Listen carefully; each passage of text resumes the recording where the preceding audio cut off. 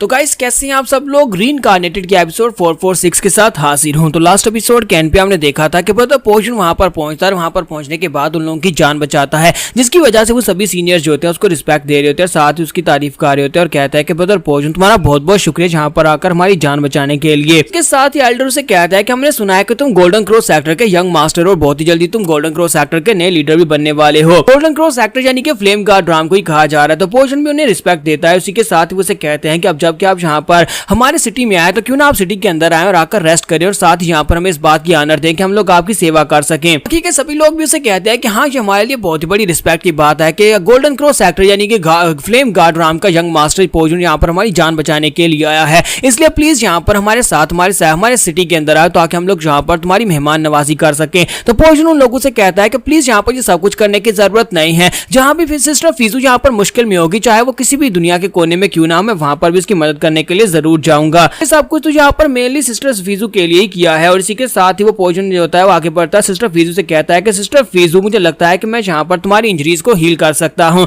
लेकिन मुझे यहाँ पर तुम्हारी मदद करने दो। जबकि फीजू गुस्से के साथ उसे कहते हैं कि नहीं, सबकी जरूरत नहीं है, मुझे यहाँ पर तुम्हारी मदद की जरूरत नहीं है। कि माना शुंची वहां पर खड़ा खड़ा सोच रहा था कि मुझे लगता है कि ये लड़का वाकई में यहाँ पर सिस्टर फीजू के प्यार में पड़ गया है, ये तो यहाँ पर वाकई में इसके ऊपर लाइनें मार रहा है। लेकिन सिस्टर फीजू जो है उसके अंदर इसके लिए कोई भी फीलिंग्स नहीं है, इसे गिव अप कर देना चाहिए। सिस्टर फीजू वाकई में से कह देती है कि नहीं, मुझे यहाँ पर तुम्हारी जरूरत नहीं है और साथ ही उसके सामने एक आइस बैरियर क्रिएट करती है और कहती है कि यहाँ पर मुझसे दूर रहो, मैं यहाँ पर खुद अपने आप को हील कर सकती हूँ, मुझे यहाँ पर तुम्हारी बिल्कुल भी जरूरत नहीं है और मैं नहीं चाहती कोई यहाँ पर मुझे डिस्ट्रैक्ट करे। और क्या तुम्हें जाकर अपनी फ्लेम गार्ड राम के लोगों को नहीं बचाना? क्या वहां पर बेजर्किक बीस्ट ने अटैक नहीं किया? तो वो से कहता है कि फिर फीजू तुम्हें बचाना यहाँ पर मेरे लिए पूरी की पूरी फ्लेम गार्ड राम को बचाने के बराबर है, इसी वजह से मैं यहाँ पर तुम्हें बचाने के लिए आया हूँ। कि मैं उनकी साइड के ऊपर खड़ा उसकी सारी बातें सुन रहा था। इसी के साथ ही सिस्टर फीजू के साथ ही उसे कहता है कि सिस्टर फीजू आपकी हालत काफी ज्यादा खराब है, आपको काफी सारी चोटें लगी हैं, सिटी के अंदर चलते हैं, वहां पर जाकर जल्दी से आप हील हो जाएं, उसके बाद हम लोग वापस अपनी सॉन्ग स्नो राम में चलते हैं। तो वो कहते हैं चलो फिर ठीक है और इसी के साथ ही वो लोग वहां पर सिटी के अंदर चले जाते हैं। टाइल्डर उन सभी लोगों से कहता है कि मैं यहाँ पर तुम सभी लोगों को वेलकम करता हूँ, प्लीज सभी लोग यहाँ पर अंदर आ जाए। पोर्शन और जुंची से भी कहा जाता है कि तुम लोग भी यहाँ पर हमारे साथ अंदर आओ और वो दोनों भी वहां पर उनके साथ वहां पर सिटी के अंदर चले जाते हैं। तो सिटी के अंदर चले जाने के बाद दिखाते हैं कि सिस्टर फीजू जो होती है वो नीचे बैठ के कल्टीवेट कर रही होती है, जबकि पोर्शन छत के ऊपर बैठा होता है। माँ जुंची उसके पास जाता है, जाकर उससे बात करता है। पोर्शन वहां पर उसे अपने पास बैठने को बोलता है। तो माँ झुंझी से कहता है कि मैंने तुम्हारे बारे में सुना है कि तुम यहाँ पर सन ऑफ गार्ड्स में से एक हो, क्योंकि वो लोग जिन लोगों ने कंपटीशन को जीता था उन सभी को सन ऑफ गार्ड कहा जा रहा है, तो तुम भी उनमें से एक हो, तो मुझे भी यहाँ पर तुम्हें रिस्पेक्ट देनी चाहिए। तो वो कहता है नहीं ऐसी कोई बात नहीं है, हाँ ये बात ठीक है कि मैं वहां पर जगह के ऊपर पूरे 3000 साल गुजार कर आया हूँ, क्योंकि रिवार्ड के तौर पर हमें स्पेशल जगह के ऊपर भेजा गया था, एक स्पेशल राम के अंदर, जहां पर हम 3000 साल के लिए कल्टिवेट करके आए हैं। लेकिन असल में बाहर की दुनिया में वो सिर्फ और सिर्फ 3 साल ही थे। तो इसका मतलब यह है कि मेरी उम्र इतनी ज्यादा नहीं है कि तुम यहाँ पर मुझे कोई सीनियर कहना शुरू कर दो। माँ झुंची उसे कहता है लेकिन मुझे यहाँ पर इतना बताया गया था कि जो लोग यहाँ पर गार्ड का स्टेटस हासिल कर लेते हैं वो इस पूरी दुनिया के ऊपर राज कर सकते हैं और साथ ही यहाँ पर इस दुनिया के अंदर जितनी भी स्पिरिट्स हैं वो सभी के सभी उनकी पूजा करेंगी। मुझे लगता है कि इस पूरी दुनिया में सिर्फ और सिर्फ एक ही गार्ड लॉर्ड ऐसा होने वाला है जो कि यहाँ पर सबकी ख्वाहिश नहीं रखता। सिर्फ और सिर्फ एक ही गार्ड लॉर्ड इतना अच्छा इंसान है कि जिसके ऊपर भरोसा किया जा सकता है और मुझे लगता है कि लॉर्ड हुशा वो आप ही हैं। बात सुनने के बाद पोर्शन उसे कहता है कि तुम तो कुछ ज्यादा मेरी तारीफें किए जा रहे हो, असल में ऐसा बिल्कुल भी नहीं है,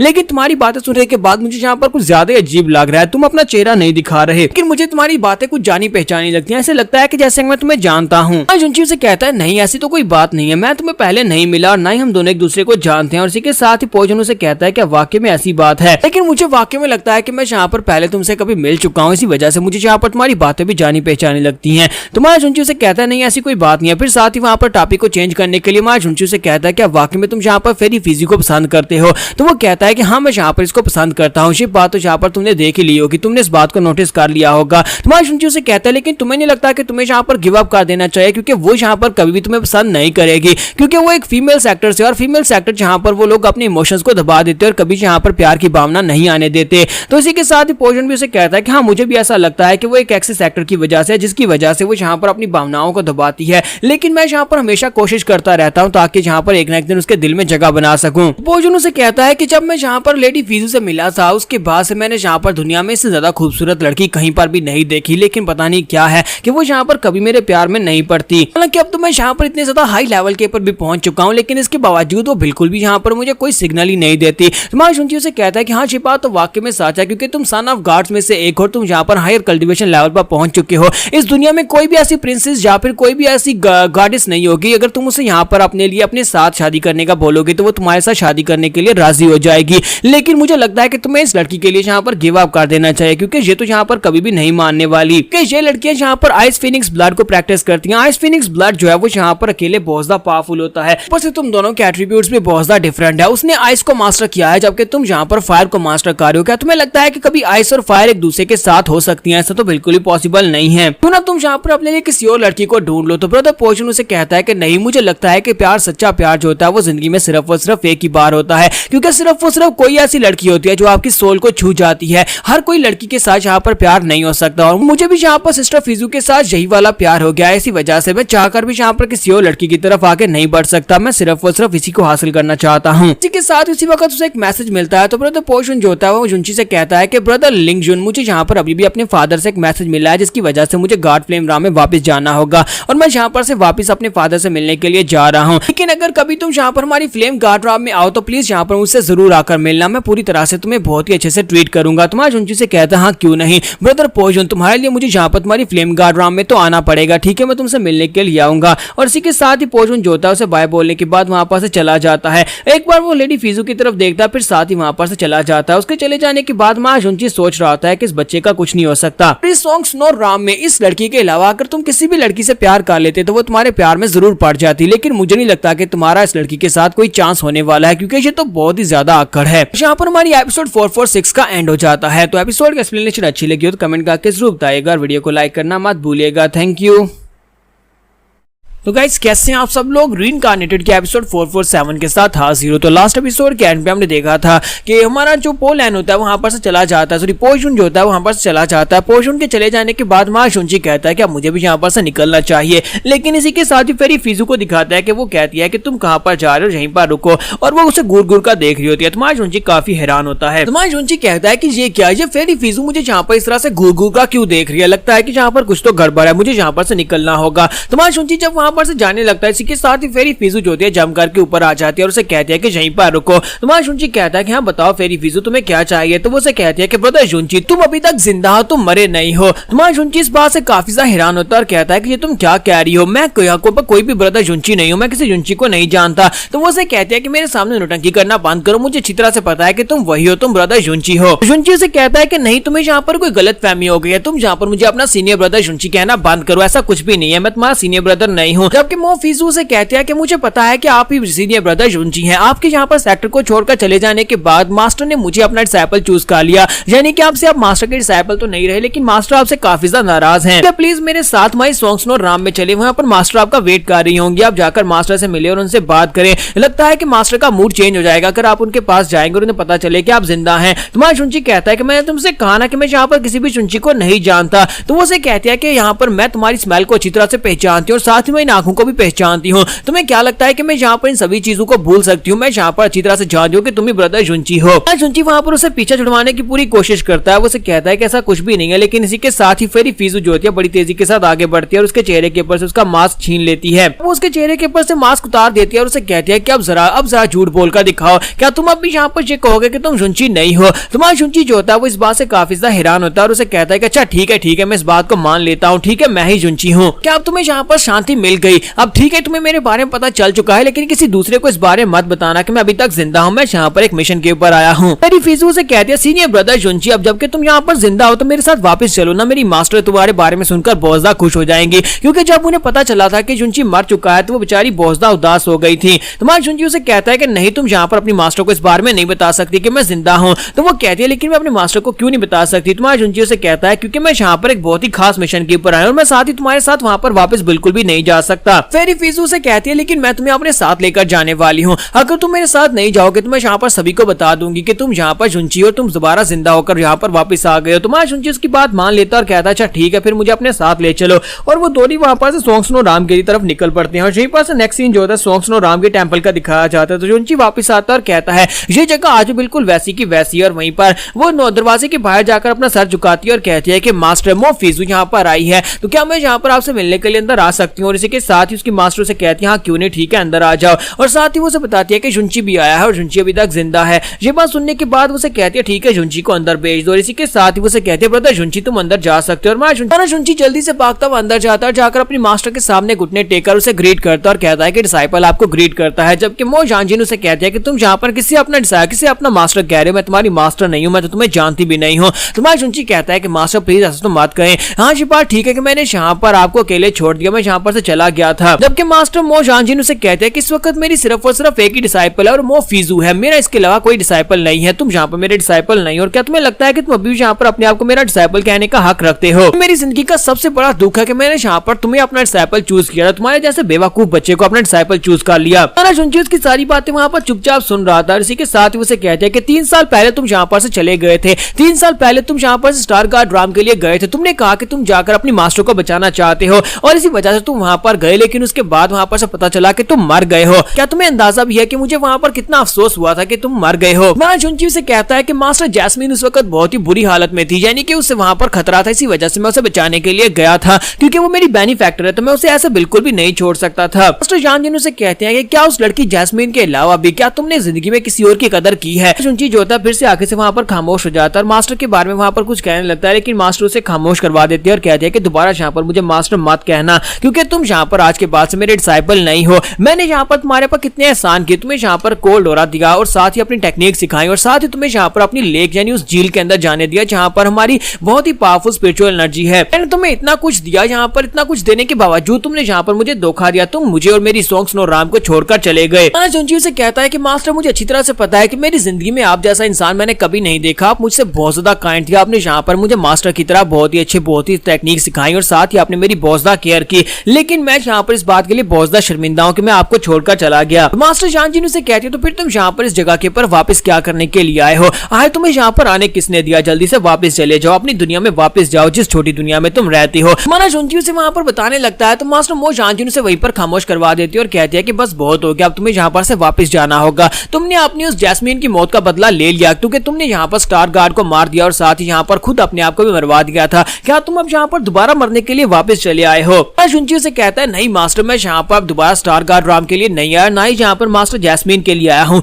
बल्कि इस बार मेरा यहाँ पर आना क्रिम्सन क्रैक्स की वजह से है। तो वो कहती है इस बात का क्या मतलब है, जरा मुझे पूरी बात बताओ। तुम्हारा जुंची उसे सारी बात बताता है कि क्रिम्सन क्रैक्स जब यहाँ पर अपीयर हुए हैं उसके लिए मैं यहाँ पर आया हूँ, क्योंकि आपकी लेक के अंदर वहाँ पर एक फिनिक्स की स्पिरिट है, एक आइस फिनिक्स की स्पिरिट है, और लास्ट टाइम मैंने उससे बात की थी और मुझे लगता है कि आपको पता होगा कि वहाँ पर एक स्पिरिट रहती है। तो वो कहती है कि हाँ मुझे पता है कि वहाँ पर एक स्पिरिट रहती है, लेकिन उसका उसके साथ क्या ताल्लुक है? जुंजी कहता है कि मुझे लगता है कि उस आइस फिनिक्स स्पिरिट को यहाँ पर क्रिम्सन क्रैक्स के बारे में पहले से पता था। उसने एक बार मुझसे कहा था कि अगर कभी यहाँ पर आसमान के ऊपर क्रिम्सन क्रैक्स अपीयर होते हैं तो तुम्हें मेरे पास आना होगा और मैं यहाँ पर तुम्हें सारी की सारी बात बताऊंगी जब सही वक्त आएगा। इसी वजह से मैं यहाँ पर आया हूँ ताकि आप मुझे इजाजत दे दें ताकि मैं उस लेक के अंदर जाकर उस फिनिक्स स्पिरिट से बात कर सकूं। मास्टर उसकी बात सुनने के बाद सोच रही होती है कि इसका मतलब यह है कि यहाँ पर क्रिम्सन क्रैक्स को रोकने के लिए आया है, क्योंकि इसकी नियति में ये लिखा हुआ था, इसके पास इतनी पावर्स थी, वो सारी की सारी यहाँ पर क्रिम्सन क्रैक को रोकने के लिए थी। और साथ ही वहाँ पर हमारी लेक के अंदर वहाँ पर वाकई में एक फिनिक्स की स्पिरिट है, लेकिन यहाँ पर अगर इस सब में ये पड़ेगा तो ये बहुत ज्यादा खतरे में रहेगा और ये दोबारा यहाँ पर मर सकता है। अब तो यहाँ पर इसकी एक फैमिली भी है।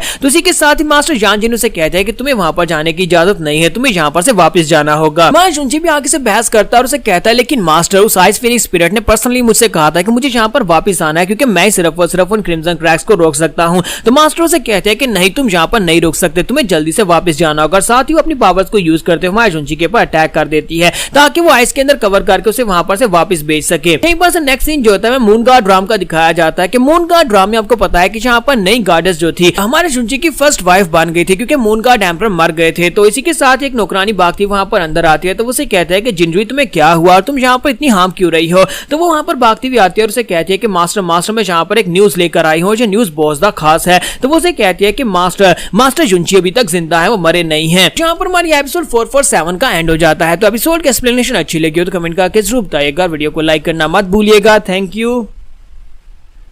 तो गाइस कैसे हैं आप सब लोग। रीइंकार्नेटेड यानी गार्ड्स राम के एपिसोड 448 के साथ हाजिर हूं। तो लास्ट एपिसोड के एंड पे हमने देखा था कि सिस्टर किंगजुई के पास एक लड़की भागती हुई आती है और उसे कहती है कि मुझे एक न्यूज मिली है, मुझे पता चला है कि ब्रदर जुनची अभी तक जिंदा है, वो मरे नहीं है। तो ये बात सुनते ही किंगजुई हैरान होकर उसे कहती है क्या तुमने क्या कहा कि वो अभी तक जिंदा है, लेकिन ऐसा कैसे हो सकता है, तुम्हें ये खबर कहां पर से मिली है। और इसी के साथ ही वो नौकरानियों से बताती है कि मुझे ये खबर कहां पर से मिली है। तो नौकरानियों से कहते हैं कि होली ईव राम के लोगों ने मुझे यहाँ पर इस बारे में इन्फॉर्मेशन दी है। उन्होंने कहा है कि जुनची जो है उसे सॉन्ग स्नो राम में गए हुए तक जहां पर 6 घंटे से ज्यादा टाइम नहीं गुजरा, यानी कि वो गार्ड्स राम में एंटर हुआ और उसके बाद वो सीधा सॉन्ग स्नो राम में अपनी मास्टर के पास चला गया है। ये बात सुनते ही किंगजुई से कहते हैं क्या तुम्हें वाकई में लगता है कि होली ईव्स राम की जो दी हुई खबर है ये सच्ची हो सकती है, क्या तुम्हें उनके ऊपर भरोसा है। तो वो से कहते हैं कि मैं यहाँ पर इस बारे में बिल्कुल भी श्योर नहीं हूँ, लेकिन होली ईव्स राम की जितनी भी खबरें होती है वो सारी की सारी काफी हद तक सच्ची होती है। किंगजुई से कहते हैं कि मुझे यहाँ पर खुद जाकर इस बात को कंफर्म करना होगा, चलो मेरे साथ चलो, हम लोग यहाँ पर सीधा वहीं पर चलते हैं और जाकर देख कर आते हैं क्या वहां पर क्या चल रहा है, क्या ये लोग वाकई में सच कह रहे हैं। हम लोग सीधा सॉन्ग स्नो राम में चलते हैं। इसी के साथ उसकी नौकरानी भी उसके पीछे वहां पर चल पड़ती है। वो उसे कहते हैं क्या वाकई में हम लोग यहाँ पर से बाहर जाने वाले हैं। तो वो कहते हैं कि हम लोग यहाँ पर से बाहर क्यों नहीं जा सकते, क्या तुम्हें नहीं लगता कि मुझे जाकर अपने हस्बैंड से मिलना चाहिए, यानी जुनची अगर अभी तक जिंदा है तो मुझे जाकर उससे मिलना चाहिए। इसके साथ उसकी नौकरानी उसके साथ चल तो पड़ती है, लेकिन वो काफी ज्यादा यहाँ पर सोच में पड़ी होती है, क्योंकि उनकी मून गार्ड राम के हालात बिल्कुल भी अच्छे नहीं होते। क्योंकि जैसे वो दोनों वहां पर से अपनी गार्ड राम को पार करके बाहर निकलती है, इसी के साथ ही वहां पर उनके सामने ब्रह्मा गार्डिस पहुंच जाती है और कहते हैं कि तुम दोनों यहाँ पर इतनी जल्दी में कहां पर जा रही हो। तो किंगजुई से कहते हैं कि ब्रह्मा गार्डिस हमारे रास्ते को मत रोको, साइड के ऊपर हटो। तो वो से कहते हैं कि इसका मतलब यह है कि जुनची वाकई में जिंदा है, क्योंकि मुझे भी यहाँ पर अभी भी एक खबर मिली है कि जुनची जिंदा है, इसी वजह से तुम लोग यहाँ पर बड़ी तेजी के साथ कहीं पर जा रही हो। तो किंगजुई मुझे लगता है कि तुम यहाँ पर अपने हस्बैंड से मिलने के लिए जा रही होगी। पिछले 3 साल से तुम यहाँ पर अपनी मून गार्ड राम से बाहर नहीं निकली, लेकिन आज अचानक तुम यहाँ पर मून गार्ड राम से बाहर निकली हो, तो ये खबर सच्ची हो सकती है। तो किंगजुई से कहते हैं कि ब्रह्मा गार्डिस बहुत ही जल्दी यहाँ पर मास्टर ज़ूटियान फिर से एक कॉन्फ्रेंस रखने वाले हैं, जिसमें यहाँ पर उस क्रिम्सन क्रैक के बारे में बात की जाएगी। इस वक्त मैटर्स बहुत अर्जेंट है, क्या तुम यहाँ पर इस वक्त हमारा रास्ता रोकने वाली हो। तो ब्रह्मा गार्डिस से कहते हैं कि अगर यहाँ पर पूरी की पूरी गार्ड राम बर्बाद हो जाती है, मुझे तब इस बात से फर्क नहीं पड़ता, क्योंकि मुझे तो यहाँ पर सिर्फ और सिर्फ अपने मसलू से फर्क पड़ता है। और इसी के साथ ही वो किंगजुई के ऊपर अटैक कर देती है। जब वो किंगजुई के ऊपर अटैक करती है तो उसका अटैक काफी ज्यादा पावरफुल होता है, लेकिन किंगजुई इसके अटैक को वहां पर ब्लॉक कर लेती है अपनी शील्ड की मदद से। और इसी के साथ ही वो वहां पर अपने पास एक तलवार निकालती है और अपनी तलवार को उसकी तरफ फेंक देती है। तो किंगजुई की तलवार उड़ती हुई जैसे उसकी तरफ आगे बढ़ती है, इसी के साथ ही उसके अंकल वहां पर बीच में आ जाते हैं और आकर उसकी तलवार के अटैक को ब्लॉक कर लेते हैं। लेकिन किंगजुई क्योंकि अब यहाँ पर मून गार्ड राम की एम्परर बन चुकी है और उसकी पावर लेवल्स भी काफी ज्यादा बढ़ चुकी हैं, तो अंकल भी उसके अटैक को ब्लॉक नहीं कर पाता और वो पीछे की तरफ हट जाता है। तो ये देखने के बाद ब्रह्मा गार्डिस कहती है कि तुम्हारे पास तो वाकई में यहाँ पर 9 एग्जीक्यूट बॉडी है, ये बॉडी बहुत ज्यादा स्पेशल है, मुझे यही बॉडी तो चाहिए। इसी वजह से मैं पहले भी यहाँ पर तुम्हारा पीछा कर रही थी, ताकि मैं यहाँ पर तुम्हारे पास ये स्पेशल बॉडी ले सकूं। लगता है कि यहाँ पर गार्ड भी मेरा साथ ही दे रहे हैं, इसी वजह से तुम यहाँ पर खुद ही मेरे पास चलकर आ गई, और साथ ही जुनची भी यहाँ पर जिंदा है तो मैं उसकी पावर्स भी ले सकती हूँ। तो हमारी किंगजुई से कहते हैं कि चाहे यहाँ पर मेरी बॉडी कितनी स्पेशल क्यों ना हो, लेकिन तुम्हारी ब्रह्मा गार्ड राम के पास भी तो कुछ बहुत ज्यादा स्पेशल है। मैंने सुना है कि तुम्हारे पास होंगमैंग लाइफ एंड डेथ सील है, एक बहुत ही स्पेशल ट्रेजर जिसे डिवाइन ट्रेजर भी कहा जा सकता है, एक ऐसा ट्रेजर जिसकी मदद से हम लोग यहाँ पर एंडलेस लाइफ स्पैन हासिल कर सकते हैं। तो ये बात सुनते ही ब्रह्मा गार्डिस बहुत ज्यादा हैरान होती है और कहते हैं कि तुम्हें सबके बारे में कैसे पता चला, ये तो एक सीक्रेट है।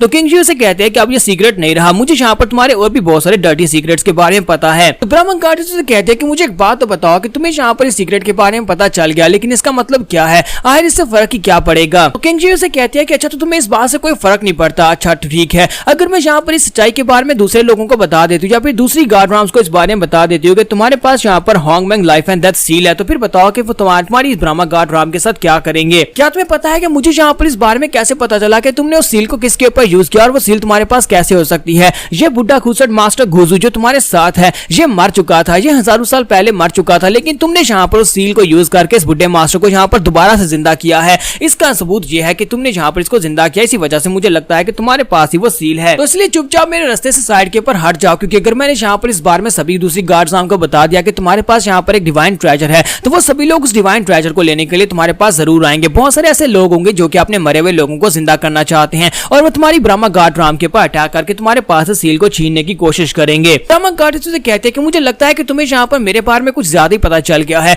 और जिसको भी यहाँ पर मेरे बारे में इतना कुछ पता चल जाता है उसे यहाँ पर मरना पड़ता है। और इसी के साथ ही वो कहते हैं कि मैं यहीं पर तुम्हें मार डालूंगी और ये सीक्रेट के भी किसी को पता नहीं चलेगा। इसी के साथ ही किंगजुई से कहते हैं क्या तुम्हें वाकई में लगता है कि तुम यहाँ पर मुझे मार सकती हो। जब तुमने मेरी मदर को मरवाने की कोशिश की थी, जब पहली बार मेरी मदर के ऊपर अटैक हुआ था और मेरी मदर और मेरे फादर एक दूसरे से अलग हो गए थे, उस वक्त मेरे फादर को तुम्हारे बारे में अच्छी तरह से पता था कि ये अटैक तुमने करवाया है, लेकिन उन्होंने कभी भी यहाँ पर इस बात का जिक्र नहीं किया, कभी किसी को इस बारे बारे में नहीं बताया कि ये अटैक तुमने करवाया था। तो ये बात सुनने के बाद हमारी ब्रह्मा गार्ड्स उसे कहते हैं इसका मतलब यह है कि तुम्हारे बाप को भी यहाँ पर सभी सीक्रेट्स के बारे में पता था, लेकिन फिर भी उसके अंदर इतनी हिम्मत नहीं थी कि वो यहाँ पर मेरे सामने आकर खड़ा हो सके। किंगजुई उसे कहते हैं कि अपनी बकवास बंद करो, जितना मैंने यहाँ पर तुमसे कहा है उसके ऊपर ध्यान दो। क्या तुम यहाँ पर चाहती हो कि मैं तुम्हारे सीक्रेट्स को यहाँ पर लीक कर दूं, सभी लोगों को तुम्हारे सीक्रेट्स के बारे में बता दूं? अगर नहीं तो फिर जल्दी से साइड के ऊपर हट जाओ। इसी के साथ उसके अंकल उसे कहते हैं कि मुझे लगता है कि तुम्हें किंगजुई को यहाँ पर से जाने देना चाहिए। और इसी के साथ हमारा किंगजुई जो होते हैं वहां पर उसे धमकी देती है और कहती है कि अगर दोबारा तुमने यहाँ पर सोंग स्नो राम की तरफ जाने की कोशिश भी की तो फिर मैं यहाँ पर ये सीक्रेट सभी लोगों को बता दूंगी।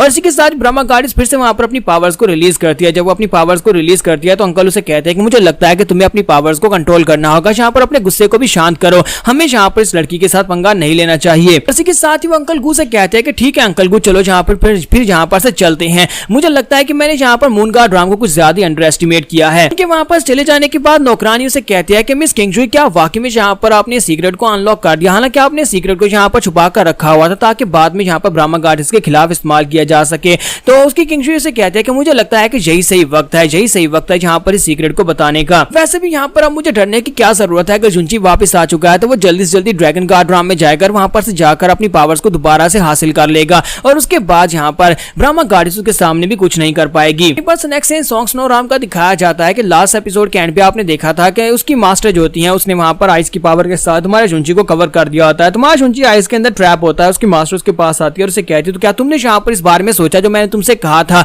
तो क्या तुम वापस जाने को तैयार हो? तुम्हारा जुंची से कहता है कि नहीं मैं वापस नहीं जाऊंगा, लेकिन मैं तुम्हारी सारी बातों को मानने को तैयार हूँ। तो ये बात सुनने के बाद मो जानजिन उसे कहती है कि तुम यहाँ पर क्या कह रहे हो? तुम वाकई में यहाँ पर मेरी हर एक बात को मानोगे? अच्छा ठीक है, अगर तुम यहाँ पर मेरी हर एक बात को मानोगे तो फिर तुम्हें यहाँ पर मेरी इस बात को भी मानना होगा। मैं तुम्हें उस फ्रोजन लेक के अंदर जाने की इजाजत दे दूंगी, तुम वहां पर जाकर उस आइस स्पिरिट से मिल सकते हो, लेकिन बदले में तुम्हें मेरी एक बात माननी होगी। तुम्हारा जुंची कहता है कि मास्टर मैं यहाँ पर आपकी हर बात मानने को तैयार हूँ। तो वो उसे कहते हैं कि बस भी करो, मुझे यहाँ पर मास्टर कहना बंद करो, क्योंकि मुझे तुम्हारे पर बिल्कुल भी भरोसा नहीं है। तुम यहाँ पर कहोगे कुछ और करोगे कुछ। तुम्हारा जुंची कहता है अच्छा आप बताएं कि मुझे क्या करना है। तो उसकी मास्टर उसे कहती है कि मैं चाहती हूँ कि आज के बाद से तुम यहाँ पर अपनी इवल गार्ड की पावर्स को यूज ना करो, कुछ भी हो जाए, चाहे सिचुएशन कैसी भी क्यों ना हो, चाहे सिचुएशन क्या ही क्यों ना हो, तुम्हें यहाँ पर अपनी इवल गार्ड की पावर्स को यूज नहीं करना। तुम्हारा जुंची जो होता है उसकी बात सुनने के बाद वहीं पर खामोश हो जाता है, जहां पर हमारी एपिसोड 448 का एंड हो जाता है। तो एपिसोड की एक्सप्लेनेशन अच्छी लगी हो तो कमेंट करके जरूर बताइएगा, वीडियो को लाइक करना मत भूलिएगा। Thank you. तो गाइस कैसे हैं आप सब लोग? रीइंकार्नेटेड यानी गार्ड्स राम के एपिसोड 449 के साथ हाजिर हो। तो लास्ट एपिसोड के एंड पे हमने देखा था कि मास्टर मो जानजिन ने हमारे जुंची को वहां पर आइस के अंदर कवर कर रखा था और उसके पास आती है और आकर उसे कहती है कि तुम्हें मुझसे एक वादा करना होगा कि तुम दोबारा यहाँ पर कभी भी अपनी डार्क पावर्स को यूज नहीं करोगे। जुंची इस बात से बहुत ज्यादा हैरान होता है क्योंकि हमारे जुंची ने कभी अपनी मास्टर को डार्क पावर्स के बारे में बताया नहीं था। तो वो उसे कहते हैं कि तुम यहाँ पर हैरान क्यों हो रहे हो? क्या तुम्हें लगता है कि अगर तुम मुझे नहीं बताओगे तो मुझे इस बारे में पता नहीं चलेगा कि तुम्हारे पास यहाँ पर इवल गार्ड की पावर्स हैं? मैं लगा था कि तुम्हारा ये सीक्रेट कभी भी यहाँ पर किसी को पता नहीं चल पाएगा। तुम्हें लगा था कि तुम कुछ ज्यादा स्मार्ट हो, यहाँ पर कभी किसी को इस बारे में समझ ही नहीं आएगी कि तुम्हारे पास इवल गार्ड की पावर्स हैं। हमारा जुंची जो होता है वो इस बात से वाकई में काफी ज्यादा हैरान हो रहा होता है और कहता है कि ऐसा कैसे हो सकता है कि मास्टर को इस बारे में पहले से पता हो। तो मिस मो जानजिन उसे कहते हैं कि क्या तुम्हें जरा सा भी अंदाजा है कि अगर यहाँ पर किसी को भी इस बारे में पता चल जाए कि तुम्हारे पास यहाँ पर इवल गार्ड की पावर्स हैं तो वो सभी लोग तुम्हें किस तरह से ट्रीट करेंगे? हमारी पूरी की पूरी गार्ड डोमेन में डीमंस को बहुत ज्यादा घटिया समझा जाता है और जहाँ पर भी किसी डीमन को देखा जाए उसे मार दिया जाता है। और तुम्हारे पास इवल गार्ड की पावर्स होने का मतलब यह है कि तुम खुद एक डीमन हो। ऐसे यहाँ पर गार्ड्स राम के सभी लोगों को इस बारे में पता चलेगा कि तुम्हारे पास इवल गार्ड्स की पावर है। सभी लोग यहाँ पर तुम्हें मारने के लिए दौड़ेंगे और तब यहाँ पर मैं भी तुम्हें बचा नहीं पाऊंगी। तुम यहाँ पर सिर्फ और सिर्फ नादरन डिवाइन टेरिटरी की तरफ ही भाग कर जा सकते हो जहाँ पर डीमंस रहते हैं। इसके अलावा इस दुनिया में तुम्हारे लिए कोई भी जगह नहीं होगी जहाँ पर तुम सेफ होगे। ना सिर्फ यहाँ पर तुम बल्कि तुम्हारी पूरी की पूरी फैमिली, तुम्हारे मास्टर्स, यहाँ तक जिन लोगों के साथ तुम्हारी दोस्ती थी, जिन लोगों को तुम जानते थे, वो सभी लोगों को भी मार दिया जाएगा क्योंकि एक डीमन के साथ रहने वाले सभी के सभी लोगों को यहाँ पर डिमोनिक समझा जाता है। गलतियों को ठीक किया जा सकता है, गुनाहों को धोया जा सकता है, लेकिन तुम्हारे पास जो कुछ है उसकी वजह से तुम्हारे पर एक डीमन का लेबल लग जाएगा और उस लेबल को कभी भी साफ नहीं किया जाएगा। सिर्फ और सिर्फ तुम्हारे खून से उसको साफ किया जाएगा और उसके बाद यहाँ पर किसी भी चीज को तुम अनडन नहीं कर पाओगे। वो सब कुछ ऐसे ही चलेगा जैसे है। मां जुंची से कहता है कि तो मास्टर इस बात का मतलब यह है कि आप भी यहाँ पर डीमन से बहुत ज्यादा नफरत करती है, तो फिर आपने मुझे यहाँ पर अपना डिसाइपल क्यों बनाया था? तो उसकी मास्टर उसे कहते हैं कि तुम्हें यहाँ पर मुझसे ये सवाल बिल्कुल भी नहीं पूछना चाहिए, बल्कि तुम्हें ये करना चाहिए कि तुम्हें आज के बाद यहाँ पर मुझसे वादा करना होगा कि तुम यहाँ पर कभी भी इस बारे में बात भी नहीं करोगे और कभी अपनी इवल पावर्स को यूज नहीं करोगे। तुम एक डीमन नहीं हो बल्कि तुम एक इंसान हो। मां जुनची उसे कहता है कि मास्टर मैं यहाँ पर आज वादा करता हूँ, चाहे कुछ भी हो जाए, चाहे हालात कैसे क्यों ना हो, मैं यहाँ पर अपनी डार्क पावर्स को यूज नहीं करूंगा। तो मास्टर उसे कहते हैं कि ठीक है, फिलहाल के लिए मैं तुम्हारे पर भरोसा कर लेती हूँ, लेकिन तुम्हें यहाँ पर कोई कसम उठाने की जरूरत नहीं है, क्योंकि यहाँ पर कसम उठाना ये दुनिया की सबसे बेकार बात है। कोई भी कभी यहाँ पर अपनी कसम को पूरा नहीं करता। जुनची उसे कहता है कि मास्टर आपका बहुत बहुत शुक्रिया, आपकी टीचिंग्स का भी यहाँ पर बहुत बहुत शुक्रिया। इसी के साथ ही बाहर से किसी की चिल्लाने की आवाज आती है। बाहर एक और लड़की आती है और चिल्लाकर कहते हैं कि जुनची जल्दी से बाहर आओ और आकर मेरे हाथों से मरो। तो इसी के साथ ही बाहर दिखाते हैं कि वहां पर एक और मास्टर आकर खड़ी होती है और कहती है कि जुनची मुझे पता है कि तुम अभी तक जिंदा हो, जल्दी से यहाँ पर बाहर आ जाओ, मैं तुम्हें अपने हाथों से मारूंगी। वो शानजीन उसकी बात सुनने के बाद कहती है कि अब ये कौन हो सकता है। तुम्हारा जुनची कहता है कि इसकी आवाज सुनने के बाद तो ये लू गुइजी लगती है, लेकिन लू गुइजी यहाँ पर क्या कार्य और अभी तक जिंदा कैसे है, मेरे बारे में पता कैसे चला कि मैं अभी तक जिंदा हूँ, इतनी जल्दी ये सोंगसनोराम में पहुंच कैसे गई। तो उसकी मास्टर ये बात सुनने के बाद हैरान होती है और कहती है कि लू गुइजी यहाँ पर क्या कर रही है, ये तो तुम्हारी दुश्मन है। सिर्फ और सिर्फ मो फिजू को इस बारे में पता था कि तुम जिंदा हो और वही यहाँ पर तुम्हें लेकर आई थी, कहीं मो फिजू ने जाकर इसको तो इस बारे में नहीं बताया। जुनची उसे कहता है कि नहीं, मुझे नहीं लगता कि फेरी फिजू ऐसा कुछ कर सकती है, वो यहाँ पर ऐसा क्यों करेगी, वो किसी को इस बारे में नहीं बता सकती। और वैसे मैं यहाँ पर अपनी एनर्जी और अपनी पावर्स को छुपा कर रहा हूँ ताकि किसी को इस बारे में पता ना चल सके कि मैं जिंदा हूँ।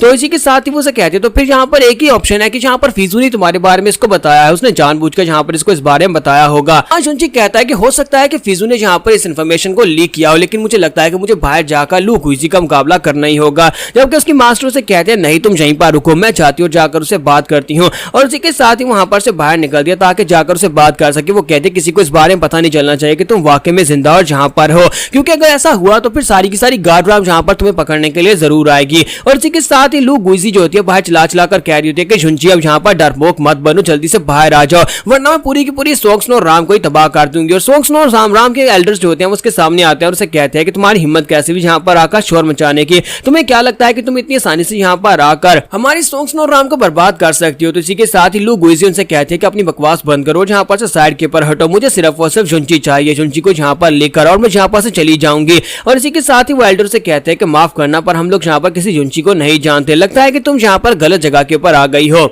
साल पहले स्टार कार्ड ड्राम में जब ईवल इन्फेंट ने तबाही मचाई थी उस वक्त जुनची भी वहां पर मारा गया था। तो लोग गुइजी से कहते हैं कि तुम सभी लोग यहाँ पर मेरे सामने उसे ना जानने की नौटंकी कर रहे हो, मुझे पता है कि वो अभी तक जिंदा है, इसलिए चुपचाप यहाँ पर साइड के ऊपर हट जाओ, वरना मैं तुम सभी के ऊपर भी अटैक करूंगी। तो ग्रेट एल्डर से कहते हैं कि प्लीज शांत हो जाओ, तुम यहाँ पर ऐसा नहीं कर सकती, अगर हमारे लीडर यहाँ पर आ गई तो वो भी इस बात से काफी गुस्सा हो जाएंगी। और इसी के साथ ही लोग गुइजी जो होती है उसके ऊपर अटैक कर देती है और कहते हैं कि अपनी बकवास बंद करो। और वो ग्रेट एल्डर के ऊपर अटैक करती है तो ग्रेट एल्डर जो होते हैं उसके अटैक को वहां पर फेस नहीं कर पाते और वो पीछे की तरफ गिर जाते हैं। जब वो पीछे की तरफ गिर रहे होते हैं तो इसी के साथ ही उनकी मास्टर मो जानजिन वहां पर से निकल आती हैं और आकर उसको पकड़ती हैं और कहती है क्या तुम ठीक हो? ग्रेट एल्डर मुझे लगता है कि तुम्हें हील करने के लिए जाना चाहिए, तुम्हारी बॉडी के ऊपर चोटें हैं। और इसी के साथ ही ग्रेट एल्डर से कहता है कि मास्टर शुक्र है कि आप यहाँ पर आ गई, ये औरत तो यहाँ पर हमारी सोंगसनोराम को बर्बाद करने पर तुली है। तो इसी के साथ ही लू गुइजी से कहती है तो तुम्हारा नाम मो जानजिन है, इसका मतलब यह है कि तुम जुनची की मास्टर हो। तो मो जानजिन से कहते हैं कि लू गुइजी तुमने यहाँ पर मेरी सोंगसनोराम को डिस्टर्ब किया है, तो साथ ही तुम यहाँ पर हमारे एल्डर्स के ऊपर अटैक कर रही हो, अब इस बात का क्या मतलब समझो, क्या तुम यहाँ पर हमसे फाइट करना चाहती हो? तो लू गुइजी उसे कहती है कि तुम्हें क्या लगता है कि तुम यहाँ पर हमारे साथ फाइट कर पाओगी? तुम्हारी ये एक बहुत ही छोटी सी सोंगसनोराम हमारी राम के सामने कुछ भी नहीं है, हमारी गार्ड राम अगर यहाँ पर आ जाती है तो फिर तुम्हारी पूरी की पूरी सोंगसनोराम को पैरों के नीचे रौंद डालेंगे। अपनी बकवास बंद करो, जल्दी से जुनची को यहाँ पर बाहर लेकर आओ, मुझे पता है कि जुनची यहाँ पर जिंदा है। तो मो जानजिन उसे कहते हैं कि पहले मेरे सवाल का जवाब दो, मुझे ये बताओ कि जुनची यहाँ पर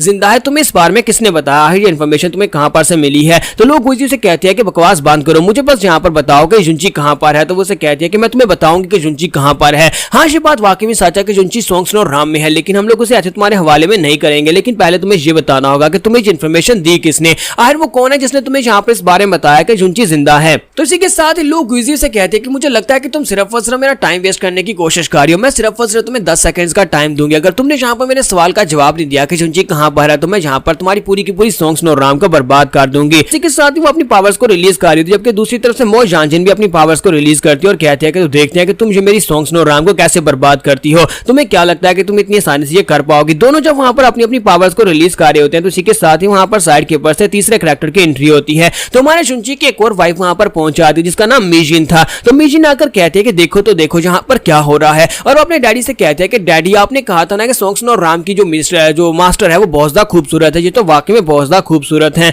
और इसी के साथ ही वो सभी लोग साइड के ऊपर देखते हैं कि अब यहाँ पर कौन आ गया है। उसका डैड उसे कहता है कि हाँ ये बात वाकई में सच है कि मुझे भी यहाँ पर किसी ने कहा था कि सोंग स्नो राम की औरतें बहुत ज्यादा खूबसूरत होती है, और मैं पहली बार यहाँ पर सोंग स्नो राम जैसी छोटी गार्ड राम में आया हूँ। इसी के साथ ही वो उससे पूछते हैं कि अब तुम कौन हो। तो वो मास्टर ने अपने बारे में बताता है कि मेरा नाम शुई क्यांग हैन है और मैं ल्यूगांग राम से हूँ। ल्यूगांग राम जो है एक बहुत ही पावरफुल राम है, इसी वजह से वो सभी लोग यहाँ पर उसको पहचानते होते हैं। जैसे वो ल्यूगांग राम के बारे में बताता है तो वो सभी लोग वहीं पर शांत हो जाते हैं। और साथ ही मीशिन ने अपने बारे में बता दिया कि मेरा नाम शुई मीशिन है। मीशिन भी अब यहाँ पर पहले से काफी ज्यादा बड़ी हो चुकी है, 3 साल में, जो तो काफी ज्यादा लंबी भी हो गई है। लास्ट में आपको याद होगा कि ये सिर्फ छोटी सी थी, यानी कि काफी ज्यादा छोटी बच्ची की तरह दिखाई देती थी। मिस मो जानजिन उन लोगों को वहां पर रिस्पेक्ट देती है और कहते हैं कि आप लोगों का बहुत बहुत वेलकम, आप यहाँ पर हमारी सोंग स्नो राम में आए हैं, लेकिन क्या बताएंगे कि आपके यहाँ पर विजिट का क्या मकसद है। तो मीशिन उसे कहते हैं कि डैड देखा मैंने आपसे कहा था ना कि ये कितनी खूबसूरत है और ऊपर से कितनी तमीज वाली भी है। मेरी मदर ने एक बार मुझे बताया था कि सोंग स्नो राम की मास्टर बहुत ज्यादा खूबसूरत है और मैं यहाँ पर अपनी आंखों से देख रही हूँ। साथ ही मीशिन जल्दी से भागती मो जानजिन के पास चली जाती है और कहती है कि मुझे यहाँ पर तुमसे मिलकर बहुत ज्यादा खुशी हो रही है।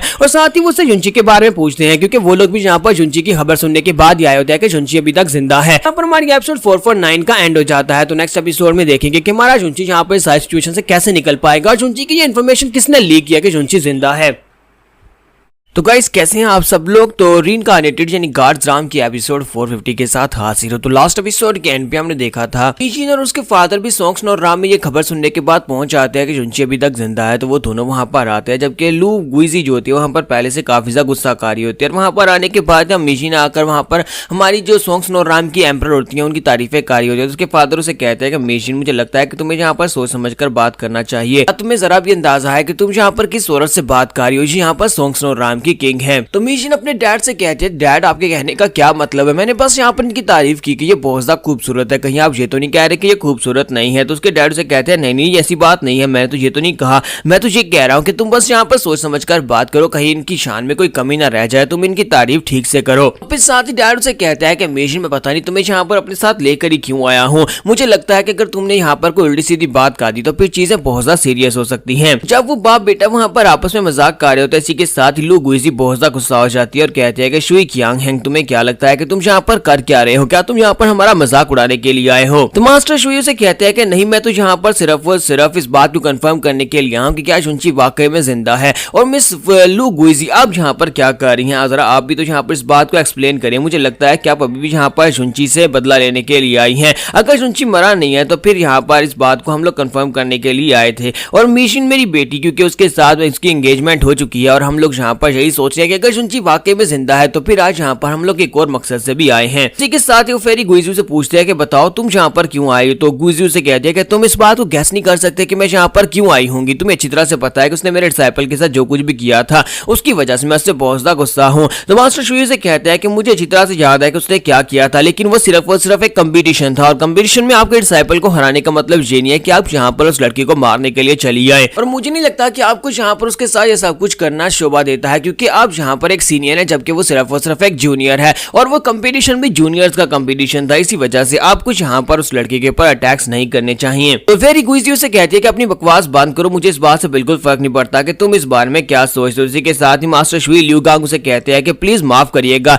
लेकिन अब यहाँ पर जुंची के खिलाफ आप कुछ भी नहीं कर सकती, वरना हमारी ल्यूगांग राम जो है वो आपके खिलाफ हो जाएगी, क्योंकि मेरी बेटी की उसके साथ शादी होने वाली है। हम लोग यहाँ पर देखेंगे अगर जुंची जिंदा है तो फिर मैं आज यहाँ पर अपनी बेटी की शादी उसके साथ करवा दूंगा। इसलिए फेरी गुइजू क्या आप यहाँ पर हमारी राम और मेरे लिए यहाँ पर ये करेंगी कि आप जुंची को यहाँ पर मारना बंद करें या फिर आप उससे नफरत करना बंद कर दे ताकि आप यहाँ पर उसको अकेला छोड़ दें। तो फेरी गुइजी से कहती है कि अपनी बकवास बंद करो, मैं यहाँ पर तुम्हारे लेकर इस लड़के को छोड़ देती हूँ तो फिर बताओ कि मुझे यहाँ पर कौन माफ करेगा, यानी कि मेरे ऊपर जो इल्जाम लगे हैं कि मेरा डिसाइपल यहाँ पर इस लड़के से हार गया और हम लोग बहुत ज्यादा कमजोर हैं, उसका क्या वो सब कुछ कैसे ठीक होगा। इसलिए शुई क्यांग हैंग यहाँ पर दिन में सपने देखना बंद करो, मैं उस लड़के से नफरत करती हूँ और मैं उस लड़के से बदला लेकर रहूंगी।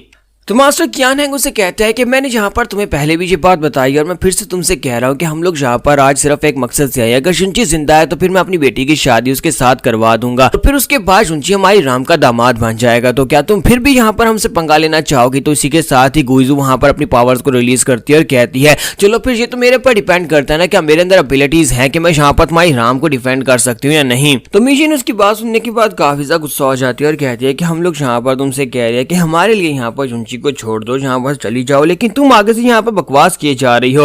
तुम बुढ़ी खूसट कहीं की, तुम्हारा दिमाग खराब हो गया है, तुम सारे का सारा इल्जाम शुंची के ऊपर डाल रही हो, जबकि हमने तुम्हें कहा कि वो सिर्फ एक कंपटीशन था और तुम्हें भी अच्छी तरह से पता है कि गार्ड्स कंपटीशन में वहां पर क्या हुआ था। तुम्हारा डिसाइपल जो था वो फेयरली हारा था। उसके डैड जो होते हैं मिशन को पकड़ते हैं और उसे कहता है कि मिशन प्लीज शांत हो जाओ, तुम यहाँ पर बात को सही करने की बजाय बात को ज्यादा बिगाड़ती जा रही हो। गुइजू भी इस बात से काफी ज्यादा गुस्सा आती है और कहती है कियान है क्या तुम इसी लड़की की बात कर रहे थे जिसकी शादी तुम शुंची से करवाना चाहते हो? ये तो कुछ ज्यादा ही बदतमीज है। जबकि मिशन इस बात से और भी ज्यादा गुस्सा हो जाती है और उसे कहती है कि अपनी बकवास बंद करो, तुम यहाँ पर मेरे डैड से इस तरह से बात नहीं कर सकते और मेरे यहाँ पर होते हुए तो तुम मेरे डैड को हरा भी नहीं पाओगी। इसी के साथ ही मास्टर शुई जो होते हैं वो गुइजी से कहते हैं कि तुम्हें अच्छी तरह से पता है कि मेरी बेटी मिशन भी उन पास होने वाले बच्चों में से थी जो जिसे इंटरनल स्काईराम में भेजा गया था 3000 साल के लिए वहां पर से कल्टीवेट करने के बाद अब ये 7th लेवल डिवाइन लॉर्ड बनकर वहां पर से वापस आई है। इसका मतलब यह है कि अगर ये चाहे तो ये तुम्हें भी यहाँ पर हरा सकती है, इसी वजह से सोच समझकर जो भी करना है वो करना। तो फिर गुइजू कहती है कि तुम्हें क्या लगता है कि यहाँ पर ये लड़की जो है अगर ये 7th लेवल पर पहुंच चुकी है तो इसका मतलब यह है कि ये मुझे हरा सकती है। और इसी के साथ उन्हें ऊपर से आवाज आती है। इसी के साथ ही वहां पर किंगजी पहुंच आती है। तो किंगजी आने के बाद कहती है क्या तुम वाकई में ये करने वाली हो? क्या तुम यहाँ पर सोंगस्नो राम के ऊपर अटैक करोगी?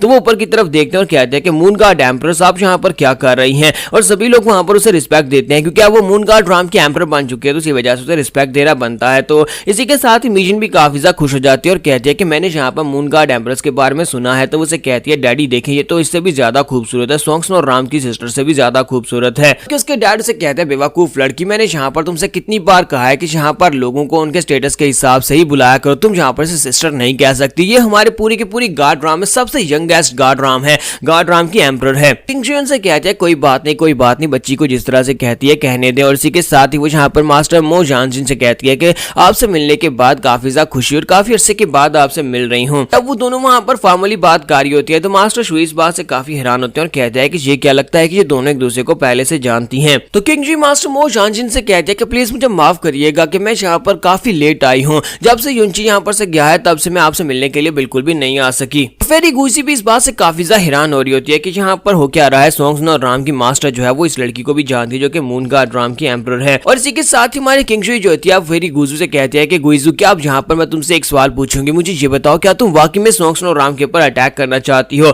अगर तुम इनके ऊपर अटैक करना चाहती हो तो फिर तुम्हें यहाँ पर सोच समझकर जो भी करना है वो करना होगा क्योंकि ये तुम्हारे लिए बिल्कुल भी आसान नहीं होने वाला। मैं यहाँ पर सोंगस्नो राम के साथ खड़ी हूँ। तो फेरी गुइजू से कहते हैं कि जब से तुम यहाँ पर मून गार्ड राम की एम्परर बनी हो तब से ना तो तुमने किसी के लिए दरवाजे खोले, यानी कि किसी को भी वहां पर तुम्हें कंग्रेचुलेट करने के लिए आने नहीं दिया, ना ही तुम अपनी राम से बाहर निकली। और आज अचानक से तुम यहाँ पर अपनी मून गार्ड राम को छोड़कर यहाँ पर सोंगस्नो राम को बचाने के लिए चली आई हो। अब इस बात का क्या मतलब है? तो हमारे किंगजुई से कहते हैं कि मैं यहाँ पर तुम्हें सबके बारे में नहीं बता सकती और ना ही मैं यहाँ पर तुम्हें सबके बारे में बताऊंगी, तुम्हें इस बात से फर्क भी नहीं पड़ना चाहिए। फेरी गुइजू से कहते हैं कि मुझे लगता है कि इस वक्त तुम्हारी मून गार्ड राम को एस्टैब्लिश होने के लिए उसे काफी ज्यादा प्रेस्टीज और काफी ज्यादा रिस्पेक्ट की जरूरत है ताकि दूसरे लोग जो है तुम्हारी मून गार्ड राम और तुम्हारे गार्ड होने को इस बात को माने। लेकिन तुम यहाँ पर सिर्फ और सिर्फ एक अर्थली रिलेशनशिप के लिए ये सब कुछ खराब कर दोगे। अगर तुम यहाँ पर आकर सोंगस्नो राम और युंची के लिए फाइट करोगी तो फिर तुम यहाँ पर बाकी की सभी मून गार्ड राम के सामने अपना अपना सर झुका दोगी। तुम्हारी किंगजुई से कहते हैं कि तुम्हारी इन्फॉर्मेशन के लिए बता दो कि मैं यहाँ पर युंची के लिए तो बिल्कुल भी नहीं आई, मैं यहाँ पर अपने काम से आई हूँ। तो गुइजू से कहती है फिर बताओ तुम यहाँ पर किस काम के लिए आई हो?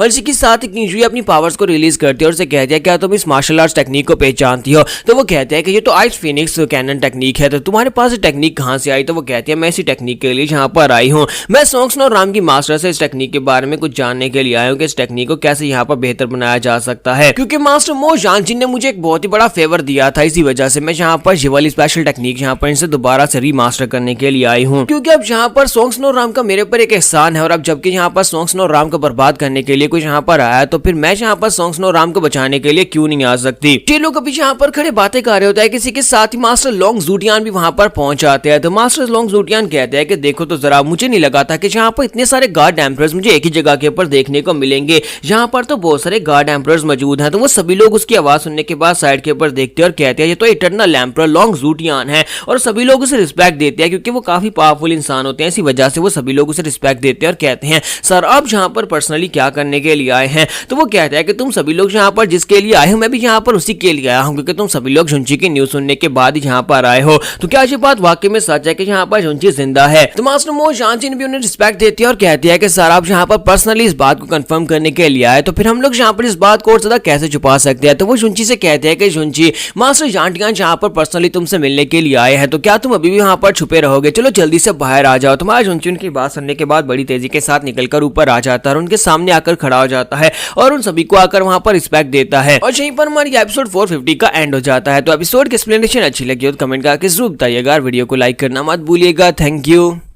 तो गाइस कैसे हैं आप सब लोग। गार्ड्स राम के एपिसोड 451 के साथ हाजिर हो। तो लास्ट एपिसोड के एंड पे हमने देखा था कि हमारा झुंची जो होता है वहां पर सभी के सामने निकल कर आता है और आकर इटर्नल स्काई एम्परर से मिलता है। तो इसी के साथ ही वहां पर आने के बाद जब उनसे ग्रीट करता है तो मिशन के फादर उसकी तरफ देखकर सोच रहे होता है कि ये लड़का तो वाकई में यहाँ पर जिंदा है और ये बात भी वाकई में सच है कि उस लड़की को बचाने के लिए वहां पर स्टार गार्ड राम में गया था। जबकि मिशन उनसे कहते हैं कि डैड अब यहाँ पर अपने दामाद को देखकर इस तरह से हैरान क्यों हो रहे हैं, ये आपका सन इन लॉ है, आपको तो यहाँ पर इसे अच्छे से ग्रीट करना चाहिए। जबकि लू गुजी को दिखाता है कि गुजी वहां पर बहुत ज्यादा गुस्सा आ रही होती है क्योंकि वो तो यहाँ पर उससे बदला लेने के लिए आई है। तो हमारा झुंची होता है वो सोच रहा होता है कि ये कमीनी तो यहाँ पर मुझे मार कर ही रहेगी। और इसी के साथ ही इटर्नल स्काई एम्परर जो होता है वो उसे कहता है कि लड़के में वाकई में इस बात से बहुत ज्यादा खुश हो, हालांकि उस इवल इन्फेंट के वाकये की वजह से यहाँ पर हमें बहुत ज्यादा नुकसान पहुंचा है, लेकिन इसकी बात भी तुम्हारी जो स्ट्रेंथ है वो पूरी तरह से इंटैक्ट है कि इवल बेबी ने जब तुम्हारे पर अटैक किया होगा तो तुम वहां पर किसी तरीके से बच गए होगे। तुम्हारा जो झुंची होता है उसकी बात सुनने के बाद काफी हैरान होता है और कहता है कि यहाँ पर किस इवल इन्फेंट की बात कर रहे हैं, इवल बेबी की बात कर रहे हैं।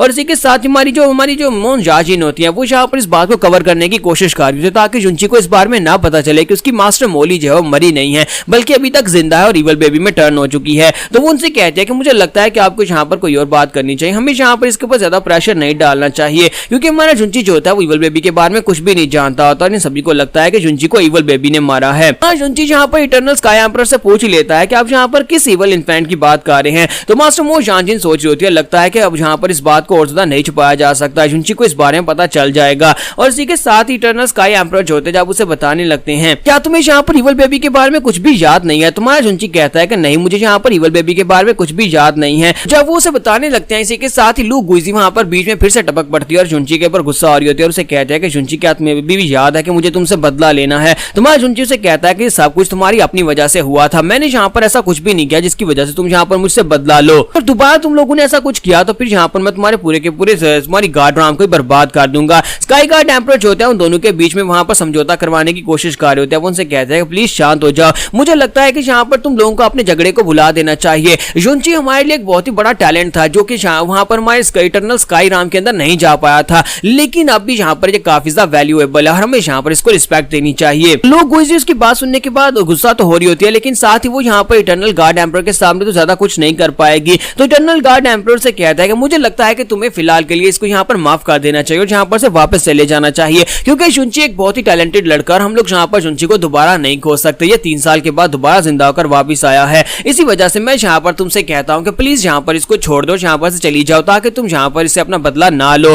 तो यहीं पर मून गार्ड एम्परर को भी दिखाता है कि वो भी आगे बढ़ती है और उसे कहता है कि लू गुइजी मुझे लगता है कि ये बिल्कुल ठीक कह रहे हैं, तुम्हें यहाँ पर इटर्नल गार्ड एम्परर की वजह से यहाँ पर ये करना चाहिए, उन्होंने यहाँ पर तुमसे रिक्वेस्ट किया इसी वजह से यहाँ पर से चली जाओ और हमारे झुंची से बदला ना लो। तो लू गुइजी उन दोनों की बातें सुनने के बाद कहती है तो फिर ठीक है यहाँ पर तुम दोनों गार्ड एम्परर्स की वजह से मैं चली जाती हूँ, फिलहाल के लिए वो यहाँ पर झुंची के ऊपर अटैक नहीं करूंगी और इससे बदला नहीं लूंगी, लेकिन झुंची को बता देना कि दोबारा यहाँ पर कभी मुझसे पंगा ना ले। और इसी के साथ ही जैसी वहां पर से जाने लगती है तो इसी के साथ ही वो एक बैरियर के साथ टकरा जाती है और इस बात से लू गुइजी और भी ज्यादा गुस्सा हो जाती है। तो मो जानजिन उसे कहती है कि मैं सोंगसन और राम की क्वीन हूँ और तुम यहाँ पर इस वक्त सोंगसन और राम में हो, तुम्हें किसने कह दिया कि मेरी मर्जी के बिना तुम यहाँ पर से जा सकती हो। तो लू गुइजी बहुत ज्यादा गुस्सा आती है और कहती है कि तुम्हें क्या लगता है कि मैं यहाँ पर से नहीं जा सकती, मैं सिर्फ और सिर्फ इन दोनों गार्ड एम्परर्स की वजह से तुम्हें फेस देकर यहाँ पर से जा रही हूँ, वरना मैं तुम्हारी पूरी की पूरी सोंगसन और राम को बर्बाद कर देती। तो मो जानजिन उसे कहती है कि मेरी बात ध्यान से सुनो, तुम यहाँ पर से ऐसे बिल्कुल भी नहीं जा सकती, तुमने मेरी सोंगसन और राम के ऊपर आकर अटैक किया तो तुम्हें यहाँ पर इसका जवाब तो देना पड़ेगा, तुम्हें इसके एक्सप्लेनेशन के तौर पर अपनी 3 उंगलियां काटकर मुझे देनी होंगी,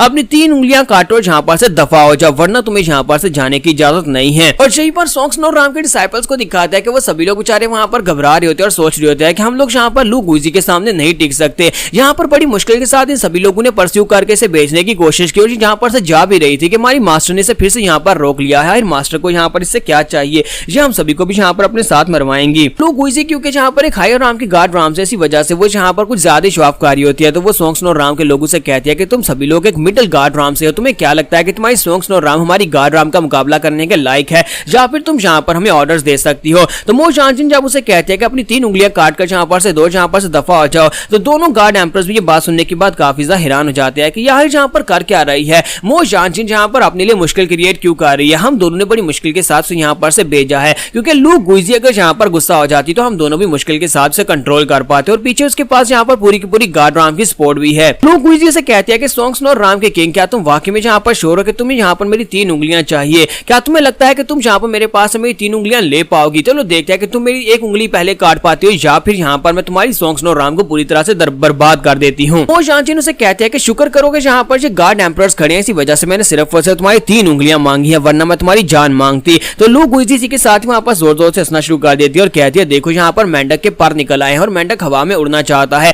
चलो दिखाती हूँ मैं तुम्हें यहाँ पर कि तुम यहाँ पर तुम्हारी औकात क्या है। अब ये दोनों गार्ड एम्परर भी यहाँ पर तुम्हें नहीं बचा पाएंगे और इसी के साथ ही वहां पर अपनी पावर्स को रिलीज करती है। तो जब वो अपनी पावर्स को रिलीज करती है तो नीचे खड़ी हमारी गार्ड एम्परर जो होती है, मून गार्ड एम्परर, वो एम्परर से कहती है कि इटर्नल गार्ड एम्परर मुझे लगता है कि हमें यहाँ पर कुछ करना चाहिए। तो वो कहते हैं हाँ चलो जाकर इनकी फाइट को रुकवाते हैं। तो मून गार्ड एम्परर से कहते हैं कि नहीं मैं यहाँ पर फाइट रुकवाने की बात नहीं कर रही, मैं यहाँ पर कह रही हूँ कि हम दोनों मिलकर एक बैरियर क्रिएट करते हैं जिससे इन दोनों की फाइट वहां से बाहर ना निकले और निर्दोष लोग ना मारे जाएं। तो वो से कहते हैं अच्छा ठीक है मैं गलत समझ गया और इसी के साथ ही दोनों वहां पर अपनी पावर्स के साथ एक बैरियर क्रिएट करते हैं ताकि वो दोनों औरतें जो अंदर फाइट कर सकें और इसी के साथ ही वो दोनों अपनी पावर्स को रिलीज करती है। तो पहले लू गुइजी अपनी पावर को वहां पर रिलीज करती है, उसका प्रेशर ज्यादा होता है क्योंकि वो एक 9th लेवल की गार्ड है, जबकि दूसरी तरफ से मो जानजिन जो है उसका लेवल जो है वो भी 6 है, इसी वजह से वो इतनी पावरफुल तो नहीं है। लेकिन इसी के साथ ही वो अपनी फिनिक्स की पावर को रिलीज करती है और अपनी आईसी फिनिक्स को उसकी तरफ भेजती है जो कि बड़ी तेजी के साथ उड़ता हुआ लू गुइजी की तरफ आगे बढ़ता है। जैसे वो लू गुइजी के साथ टकराता है लू गुइजी को भी वहां पर एक झटका लगता है क्योंकि उसकी पावर लेवल कम होने के बावजूद उसका फिनिक्स काफी ज्यादा पावरफुल होता है और इसी के साथ ही लू गुइजी अब यहाँ पर अपना अटैक रेडी करती है ताकि वो मो जानजिन के ऊपर अटैक कर सके। तो यहाँ पर हमारी एपिसोड 451 का एंड हो जाता है। तो एपिसोड की एक्सप्लेनेशन अच्छी लगी हो तो कमेंट करके जरूर बताइएगा और वीडियो को लाइक करना मत भूलिएगा। Thank you. तो गाइस कैसे हैं आप सब लोग, रीइंकार्नेटेड यानी गार्ड्स राम के एपिसोड 452 के साथ हाजिर हो। तो लास्ट एपिसोड के एंड पे हमने देखा था कि हमारी सोंग स्नो राम की मास्टर जो होती है वो वहां पर लू गुइजी से कहती है कि तुम्हें यहाँ पर अपनी 3 उंगलियां काट कर देनी होगी और उसके बाद तुम यहाँ पर से जा सकती हो। लेकिन लू गुइजी जो होती है वो काफी ज्यादा अखड़ होती है और उसके ऊपर अटैक कर देती है। अब यहाँ पर दोनों की फाइट स्टार्ट हो चुकी होती है और दोनों वहां पर एक दूसरे के ऊपर अटैक कर रही होती है। मास्टर मो जानजिन जो होती है वो अपनी आइस पावर के साथ जब लू गुइजी के ऊपर अटैक करती है तो लू गुइजी इस बात से काफी हैरान होती है। थोड़ी देर के लिए उसे ऐसा लगता है जैसे उसकी आइस पावर जो है उसकी पावर से ज्यादा है और दूसरी तरफ बाकी के सभी मास्टर जो थे वहां पर खड़े होते हैं वो सभी लोग इस बात से काफी ज्यादा हैरान होते हैं। कर्नल गार्ड एम्परर यानी कि मास्टर जूटियान जो होते हैं वो कहते हैं कि लू गुइजी इस वक्त गार्ड राम में 9th लेवल पर है। इसका मतलब यह है कि वो यहाँ पर काफी ज्यादा पावरफुल है। लगता नहीं है कि सोंग स्नो राम की मास्टर यहाँ पर इस फाइट को जीत पाएगी, हमें इस फाइट को यहाँ पर रुकवाना होगा। तो गुइजी वहां पर पीछे गिरने के बाद फिर से अपने आप को संभालती है और इसी के साथ ही अपनी पावर्स को रिलीज करती है और उसकी पावर्स के साथ एक बड़ा सा बीस्ट बन जाता है और वो बड़ा सा बीस्ट जो होता है वो हमारी जानजिन के ऊपर अटैक करने के लिए आगे बढ़ता है। जैसे वो जानजिन के करीब पहुंचता है इसी के साथ ही हमारी जो स्नो क्वीन होती है वो अपनी पावर्स को रिलीज करती है। जैसे वो अपनी पावर्स को रिलीज करती है तो बीस्ट उसकी पावर के साथ टकराकर वहीं पर डिस्ट्रॉय हो जाता है और इस बात से लू गुइजी जो होती है वो काफी ज्यादा हैरान होती है कि ये अचानक से क्या हो गया, इसकी पावर लेवल्स बढ़ती कैसे जा रही हैं। जबकि मास्टर मो जानजिन जो होती है मुसलसल उसे गुस्सा दिलाने की कोशिश कर रही होती है। मुझसे कहती है कि मैंने तो सुना था कि तुम यहाँ पर गार्ड राम में 9th लेवल पर पहुंच चुकी हो लेकिन तुम्हारी पावर्स तो बहुत ज्यादा एवरेज है, मुझे लगा था कि तुम काफी ज्यादा पावरफुल होगी। और ये बात सुनने के बाद लू गुइजी जो होती है वो काफी ज्यादा गुस्सा हो जाती है और उसे कहती है कि तुम्हारी हिम्मत कैसी हुई ये कहने की, और साथ ही अपने पास से वो एक विप निकाल लेती है और अपनी विप के साथ वो मास्टर जानजिन के ऊपर अटैक करती है। जैसे वो उसके ऊपर अटैक करती है तो मास्टर जानजिन अपनी आइस शील्ड के साथ अपने आप को कवर करती है और साथ ही उनकी जो आइस होती है वो उसकी विप के ऊपर चढ़ना शुरू हो जाती है, यानी कि उसकी पूरी की पूरी विप को वो फ्रीज कर देती है। जैसे वो वहां पर से आइस जो होती है उसके हाथ तक पहुंचती है, इसी के साथ ही वहां पर एक धमाका होता है। लू गुइजी जख्मी होकर पीछे की तरफ गिर जाती है तो वो ऊपर से नीचे की तरफ गिर रही होती है। जब वो गिर रही होती है तो मास्टर मो जानजिन फिर से ऊपर ऊपर से अपनी आइस के साथ उसके ऊपर बहुत सारे क्रिस्टल्स के शार्ड्स से अटैक करती हैं। जब वो उसके ऊपर अटैक करती है तो उसी के साथ ही लू गुइजी सीधा ग्राउंड के ऊपर जाकर धड़ाम से गिरती है और इसे देखने के बाद गार्ड एम्परर्स काफी ज्यादा हैरान होते हैं।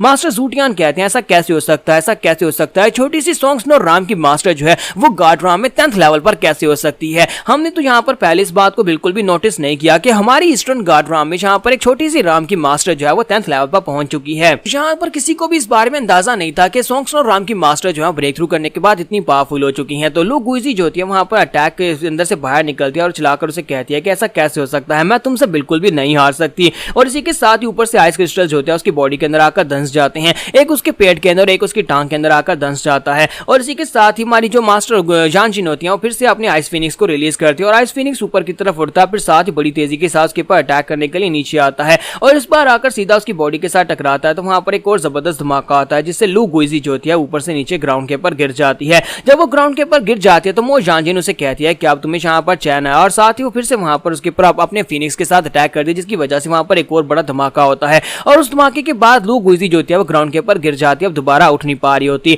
तो मो जानजिन वहां पर नीचे उतर आती है और उसे कहती है कि मुझे तो लगा था कि 9th लेवल की डिवाइन गार्ड राम की मास्टर जो है वो काफी ज्यादा पावरफुल होगी, लेकिन तुम तो बिल्कुल बेकार निकली। और फिर साथ ही मास्टर मो जानजिन उसे कहती है कि पहले मैंने तुमसे कहा था ना कि अपनी 3 उंगलियां दो, यहाँ से दफा हो जाओ, लेकिन अब जबकि तुमने अटैक करने की गलती की है इसी वजह से अब तुम्हें यहाँ पर अपना एक हाथ देना होगा। अब जल्दी से फैसला करो कि तुम्हें कौन सा हाथ देना है, राइट या फिर लेफ्ट देना है। लोग गुइजी उसे कहती है क्या तुम्हें अंदाजा भी है कि मो जानजिन तुम यहाँ पर मुझसे क्या कह रही हो, अगर तुमने यहाँ पर मेरा हाथ काटा तो उसके बाद तुम्हारी पूरी की पूरी सॉन्ग स्नो राम को मेरा मास्टर नहीं छोड़ेगा, हमारी गार्ड राम तुम्हारी गार्ड राम को बर्बाद कर देगी। लेकिन इसी के साथ ही मो जानजिन काफी गुस्सा आ जाती है और कह दिया अपनी बकवास बंद करो, मैंने यहाँ पर कहा कि तुम्हें यहाँ पर कौन सा हाथ कटवाना है। और मास्टर ज़ूटियान और मून गार्ड राम के एम्परर भी वहां पर आ जाते हैं और उसे कहते हैं प्लीज यहाँ पर हमारी रिक्वेस्ट को मान लो, किसी यहाँ पर से जाने दो, क्योंकि अगर तुमने इसे यहाँ पर मार दिया तो फिर तुम्हारे लिए काफी ज्यादा दिक्कत हो जाएगी, इनकी गार्ड राम जो है वो तुम्हारी गार्ड राम के खिलाफ हो जाएगी। जबकि तुमने यहाँ पर इसको हरा दिया और इसने अपना सबक सीख लिया है तो प्लीज हम दोनों के लिए यहाँ पर इसको छोड़ दो।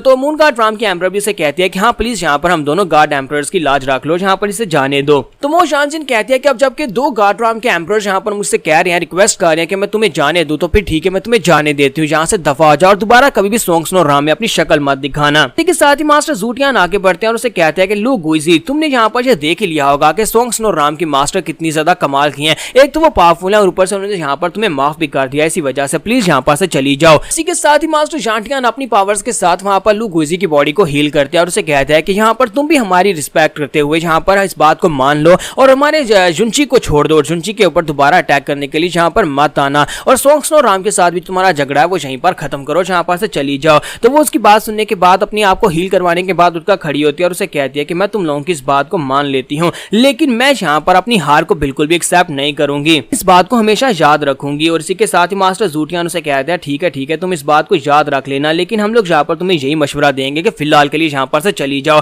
और इसी के साथ ही लू गुइजी कहती है ठीक है मैं फिलहाल के लिए यहाँ पर से जा रही हूँ, और वो पीछे की तरफ मुड़ती है और इसी के साथ ही वहां पर अपनी पावर्स के साथ अटैक कर देती है, वो हमारे जुंची के ऊपर अटैक कर देती है। और इस बात से गार्ड एम्परर्स भी काफी ज्यादा हैरान होते हैं क्योंकि वक्त रहते वो उसे बचा नहीं पाएंगे, अटैक काफी ज्यादा पावरफुल होता है। लेकिन इसी के साथ जब वहां पर से धमाका हटता है तो दिखाते हैं कि पोषण वहां पर सामने आकर खड़ा हो चुका होता है और पोषण ने अपनी पावर्स के साथ माया जुंची को बचाता है, लेकिन वो बुरी तरह जख्मी हो जाता है। माया जुंची से कहता है कि ब्रदर पोषण क्या तुम ठीक हो? तो पोषण से कहता है कि हाँ मैं बिल्कुल ठीक हूँ, ये तो बस एक छोटी सी बैकलैश है, तुम्हें बिल्कुल परेशान होने की जरूरत नहीं है। लेकिन लू गुइजी वाकई में बहुत ज्यादा डिस्पिकेबल है, इसकी हिम्मत कैसे भी यहाँ पर स्नीक अटैक करने की। और मो जानजिन जो होती है इस बात से बहुत ज्यादा गुस्सा हो जाती है और दोनों गार्ड एम्परर से कहती है कि तुम लोगों ने देख लिया ना कि इसने यहाँ पर बैक स्टैब किया, अब तुम्हें क्या लगता है कि मैं इसे यहाँ पर से जाने दूंगी? और वो आगे बढ़ती है और कहती है कमीनी कहीं कि अब तुम यहाँ पर मरोगी। और इसी के साथ ही यहीं पर हमारी एपिसोड 452 का एंड हो जाता है। एपिसोड की एक्सप्लेनेशन अच्छी लगी हो तो कमेंट करके जरूर बताइएगा, वीडियो को लाइक करना मत भूलिएगा। Thank you. तो गाइस कैसे हैं आप सब लोग? गार्ड्स राम के एपिसोड 453 के साथ हाजिर हो। तो लास्ट एपिसोड के एंड पे हमने देखा था कि लू गुइजी मकारी के साथ अटैक कर देती है हमारे जुंची के ऊपर, लेकिन वहां पर पोषण रास्ते में आकर उस अटैक को ब्लॉक कर लेता है, जिसकी वजह से हमारी जुंची की मास्टर बहुत ज्यादा गुस्से में हो जाती है और उसे कहते हैं कि तुमने गलती कर दी, अब तुम्हें यहाँ पर मरना होगा। और वो बड़ी तेजी के साथ उसके ऊपर अटैक करने के लिए आगे बढ़ती है, अपनी पावर्स को रिलीज करती है और गुइजी वहां पर से भागने की कोशिश कर रही होती है, लेकिन इसी के साथ ही वहां पर मास्टर ज़ूटियान बीच में आ जाते हैं और आकर उसे रोकने की कोशिश करते हैं और कहते हैं पहले मास्टर प्लीज ऐसा मत करे, प्लीज ऐसा मत करे, इसे मेरी खातिर यहाँ पर से जाने दे, उससे गलती होगी लेकिन उसे यहाँ पर मारे मत, वरना इसके कॉन्सिक्वेंसेस बहुत ज्यादा बुरे हो सकते हैं। लेकिन हमारी स्नो क्वीन जो होती है बहुत ज्यादा गुस्से में होती है और उसकी बात को भी इग्नोर कर देती है। वो एम्परर ज़ूटियान की बात को इग्नोर करते के साथ ही अपनी पावर्स को रिलीज करके उसके ऊपर अटैक कर देती है, जिसकी वजह से लू गुइजी का एक बाजू कट जाता है। लू गुइजी वहीं पर गिरकर जोर जोर से चिल्लाना शुरू कर देती है, लेकिन हमारी मास्टर यहाँ पर भी नहीं रुकती और वो अपनी तलवार लेकर उसको जान से मारने के लिए आगे बढ़ती है और अपनी तलवार को उसकी तरफ सामने की तरफ स्टैब करती है। लू गुइजी उसकी तलवार के साथ मरने वाली थी कि इसी के साथ ही मून गार्ड एम्परर वहां पर बीच में आ जाती है और आकर उसकी तलवार को पकड़ लेती है और कहती हैं प्लीज यहाँ पर मेरी खातिर इसको छोड़ दे, प्लीज यहाँ पर इसको छोड़ दे, वरना यहाँ पर इसके कॉन्सिक्वेंसेस बहुत ज्यादा बुरे हो सकते हैं, इसको जान से मत मारें। तो ये बात सुनने के बाद वहीं पर रुक जाती है और कहती है ठीक है मैं आप दोनों के लिए यहाँ पर इसको जिंदा छोड़ देती हूँ। और साथ ही वो लू गुइजी से कहती है कि लू गुइजी मेरी बात को ध्यान से सुनो, आज मैंने यहाँ पर तुम्हें जिंदा छोड़ दिया है, अगर तुम बदला लेना चाहो तो दोबारा यहाँ पर आ सकती हो, मैं यहीं पर तुम्हें मिलूंगी, लेकिन अगर दोबारा कभी तुमने शुनची के ऊपर अटैक करने की भी कोशिश की तो मैं तुम्हारे डिसाइपल लू चेंगफेंग को जाकर ढूंढ कर मार डालूंगी, उसके टुकड़े टुकड़े कर दूंगी, अब यहाँ पर से दफा हो जाओ। और इसी के साथ ही लू गुइजी जो होती है वहां पर शर्मिंदा होकर वापस चली जाती है, अपना एक बाजू कटवाकर वो वहां पर से भाग जाती है। उसके वहां पर से चले जाने के बाद मो जानचिन जो होते हैं वो शुनची से कहता है कि जल्दी से पोषण को थैंक यू बोलो जिसने तुम्हारी जान बचाई है। तुम्हारा शुनची जो होता है पोषण से कहता है कि सीनियर ब्रदर तुम्हारा बहुत बहुत शुक्रिया, तुमने यहाँ पर मेरी जान बचाई है। तो वो कहता है कोई बात नहीं, ये तो मेरा फर्ज बनता है अपने दोस्त के लिए सब कुछ करना क्योंकि हम दोस्त हैं। और साथ ही मां शुनची वहां पर मून गार्ड एम्परर और मास्टर ज़ूटियान दोनों को वहां पर थैंक यू बोलता है और उनसे कहता है कि आप लोगों का भी शुक्रिया यहाँ पर मेरा इतना साथ देने के लिए। मास्टर ज़ूटियान उसे कहते हैं नहीं नहीं कोई बात नहीं, कोई बात नहीं, हम सभी लोग तो यहाँ पर यही देखने के लिए आए थे कि आज ये मिरेकल वाकई में जिंदा है, वहां पर उस ईवल बेबी के अटैक के बावजूद तुम अभी तक जिंदा हो, ये वाकई में बड़ी कमाल की बात है। मैं इस बात से बहुत ही खुश हूँ कि हम लोग यहाँ पर अपनी ईस्टर्न ड्रामा में तुम्हारे जैसे एक टैलेंट को दोबारा देख पा रहे हैं। मास्टर ज़ूटियान उसे कहते हैं कि लड़के वैसे भी यहाँ पर जो कुछ भी किया वो सब कुछ तुम्हारी मास्टर ने तुम्हारे लिए किया है, तुम्हारी मास्टर के बारे में हम लोग बिल्कुल भी नहीं जानते थे कि तुम्हारी मास्टर एक 10th लेवल की वॉर गार्ड है। मास्टर ज़ूटियान उसे कहता है क्योंकि मैं ईस्टर्न टेरिटरी का गार्ड राम का एम्परर हूँ तो मैं इस बात से बहुत ज्यादा खुश हूँ कि मेरी टेरिटरी में यहाँ पर एक और एम्परर गार्ड बनने वाला है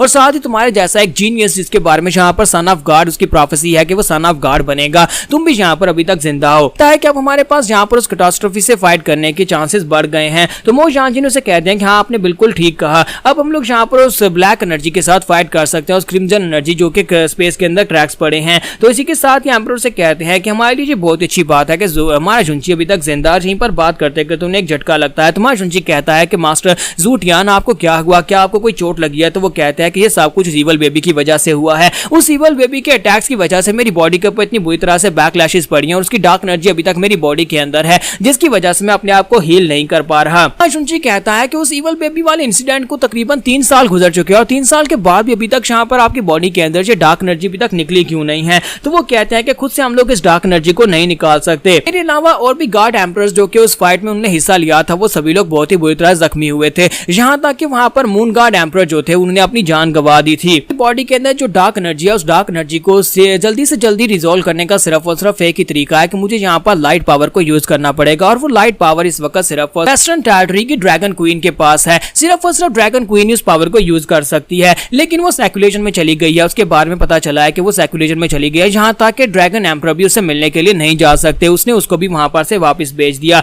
इसी वजह से वो हमारी मदद नहीं कर सकती। फिलहाल के लिए हमारे पास और कोई ऑप्शन नहीं है, हमें यहाँ पर खुद से अपने आप ही सिविल एनर्जी को थोड़ा थोड़ा करके अपनी बॉडी से निकालना होगा ताकि हम लोग अपने आप को हील कर सकें। और साथ ही वो शुनची से कहते हैं अच्छा ठीक है हमें यहाँ पर से वापस जाना होगा, हमें और भी बहुत सारे काम करने हैं। और इसी के साथ जैसे वो वहां पर जाने लगते हैं हमारा शुनची उनसे कहता है कि मेरी बात सुने, अगर आप यहाँ पर लाइट पावर को यूज करके अपने आप को हील करने की बात कर रहे हैं तो मैं आपके लिए ये कर सकता हूँ, मैं आपकी बॉडी के अंदर से डार्क एनर्जी को निकाल सकता हूँ। तुझे बात सुनते ही मास्टर ज़ूटियान वहीं पर रुक जाते हैं और कहते हैं क्या तुम ये कर सकते हो? और बाकी के सभी लोग भी हैरान हो जाते हैं और कहते हैं ये यहाँ पर क्या कह रहा है। मास्टर जानचिन से कहते हैं कि शुनची यहाँ पर बकवास मत करो, तुम ऐसा कुछ नहीं कर सकते। तो इसी के साथ ही मास्टर ज़ूटियान कहते हैं कि बच्चे मैं यहाँ पर इस बात से बहुत ज्यादा खुश हूँ कि तुम मेरी मदद करना चाहते हो, लेकिन वो लाइट की पावर सिर्फ और सिर्फ ड्रैगन क्वीन ही यूज कर सकती है, इसके अलावा किसी के पास वो लाइट की पावर नहीं है। तुम्हारा शुनची उस लाइट पावर को रिलीज करता है और कहता है कि आप यहाँ पर इस लाइट की पावर की बात कर रहे हैं। लास्ट टाइम यानी कि 30 साल पहले जब मेरे मरने से पहले मैं ड्रैगन क्वीन के साथ जाकर मिला था और ड्रैगन क्वीन ने मुझे अपना डिसाइपल बना लिया था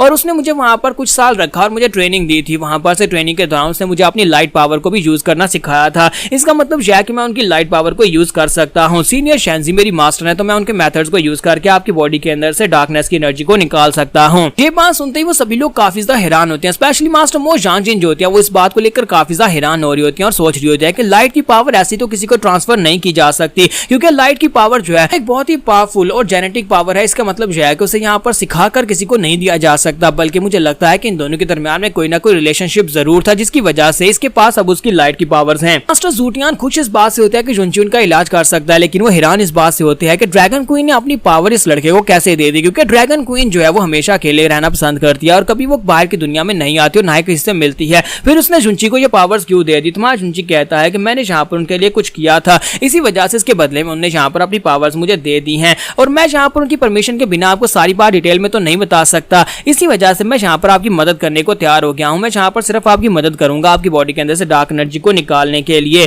क्या आप जहाँ पर मेरी लाइट टेक्निक की मदद से अपनी बॉडी के अंदर से डार्क एनर्जी को निकलवाना चाहेंगे? मास्टर ज़ूटियान उसकी और भी ज्यादा तारीफें करते हैं और कहते हैं कि तुम्हारे बारे में जो प्रोफेसी थी कि तुम सन ऑफ गॉड हो, मुझे लगता है कि वाकई में सच है। तुम्हारे पास तो एक से ज्यादा टेक्निक्स है, एक से ज्यादा पावर्स हैं, और अब जहाँ पर ड्रैगन क्वीन ने भी तुम्हें एक्नॉलेज किया और अपना डिसाइपल बनाकर अपनी लाइट टेक्निक तुम्हें दे दी है। उसी के साथ ही वो जुनची की और भी ज्यादा तारीफें कर रहे होता है कि तुम मिस्टर राम के लिए एक बहुत बड़ी ब्लेसिंग, और माया जुनची की मास्टर वहां पर खड़ी खड़ी सोच रही होती है क्या वाकई में जहाँ पर इसकी तारीफ होना ये अच्छी बात है। और माया जुनची से कहता है कि नहीं, आप जहाँ पर मेरी कुछ ज्यादा तारीफें कर रहे हैं, आपको जहाँ पर ये सारी बातें नहीं करनी चाहिए। जुनची उनसे कहता है कि अगर आप चाहे तो मैं अभी यहाँ पर आपके ऊपर अपनी लाइट टेक्निक को यूज कर सकता हूँ और आपकी बॉडी को हील कर सकता हूँ। तो मिस मो जानजिन उनसे कहते हैं हाँ क्यों नहीं, आप यहाँ पर हमारी सॉन्ग्स नाउ राम के अंदर चलें, अपनी कॉन्फ्रेंस हॉल में चलते हैं, वहां पर जाकर ये आपकी बॉडी को हील करेगा, जबकि मैं जहाँ पर पहरा दूंगी ताकि कोई भी जहाँ पर आकर इस प्रोसेस को डिस्टर्ब ना कर सके। तो जहाँ पर हमारी एपिसोड 453 का एंड हो जाता है। तो एपिसोड की एक्सप्लेनेशन अच्छी लगी हो तो कमेंट करके जरूर बताइएगा, वीडियो को लाइक करना मत भूलिएगा। Thank you.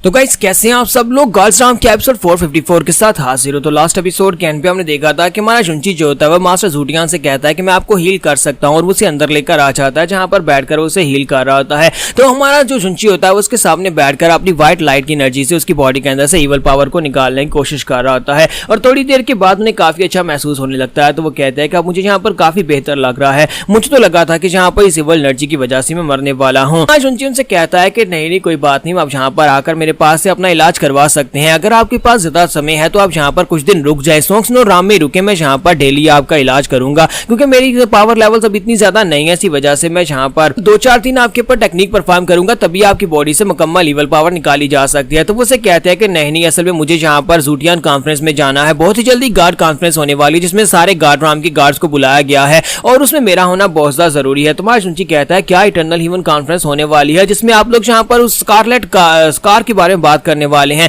उस स्पेस क्रैक के बारे में बात करेंगे? तो वो कहते हैं हम लोग उसी बारे में बात करेंगे। तो जुनची कहता है तो मैं आपसे एक रिक्वेस्ट करना चाहता हूं, आपको हील करने के बदले में क्या आप यहाँ पर मुझे उस कॉन्फ्रेंस में लेकर जा सकते हैं? मुझे इस क्रिम्सन क्रैक को खुद से अपनी आंखों से देखना है, साथ ही वहां पर क्या बात होती है मुझे ये भी सुननी है। मास्टर ज़ूटियान उसे कहते हैं लेकिन वहां पर हायर राम्स के गार्ड्स आने वाले हैं, वहां पर किसी जूनियर को नहीं ले जाया जा सकता, तो मैं तुम्हारे लिए यहाँ पर रूल्स को चेंज करूंगा तो मैं दिक्कत में पड़ जाऊंगा। तुम्हारा जुनची कहता है लेकिन मैं आपके लिए जहाँ पर आपकी बॉडी से इवल एनर्जी को भी तो निकाल रहा हूँ, इसके बदले में आपको यहाँ पर मेरे लिए कुछ तो करना चाहिए ना। तो मास्टर ज़ूटियान कहते हैं अच्छा ठीक है, मुझे लगता है कि मुझे यहाँ पर तुम्हारे लिए एक एक्सेप्शन देनी पड़ेगी। तो मास्टर जुनची उनसे कहता है कि मुझे लगता है कि मैं उस क्रिम्सन क्रैक के बारे में भी आपको कुछ इन्फॉर्मेशन दे सकता हूँ या फिर उसको सॉल्व करने के बारे में कोई मशवरा दे सकता हूँ। तो वो उसे कहते हैं कि हाँ क्यों नहीं, मुझे पता है कि तुम एक बहुत ही बड़े जीनियस हो। तो वो उसे वहां पर अपने साथ आने की इजाजत दे देते हैं, जबकि बाहर का सीन दिखाते हैं जहां पर उसकी मास्टर जो होती है वो प्रोटेक्शन बैरियर बनाकर खड़ी होती है और मास्टर ल्यू गैंग जो होते हैं उसके पास आते हैं और उसे कहते हैं कि अब हमें भी यहाँ पर से चलना चाहिए। तो वो उनसे कहते हैं अगर आपको जहाँ पर ज्यादा जल्दी नहीं है तो आप हमारी सॉन्ग्स नो राम में रुक सकते हैं,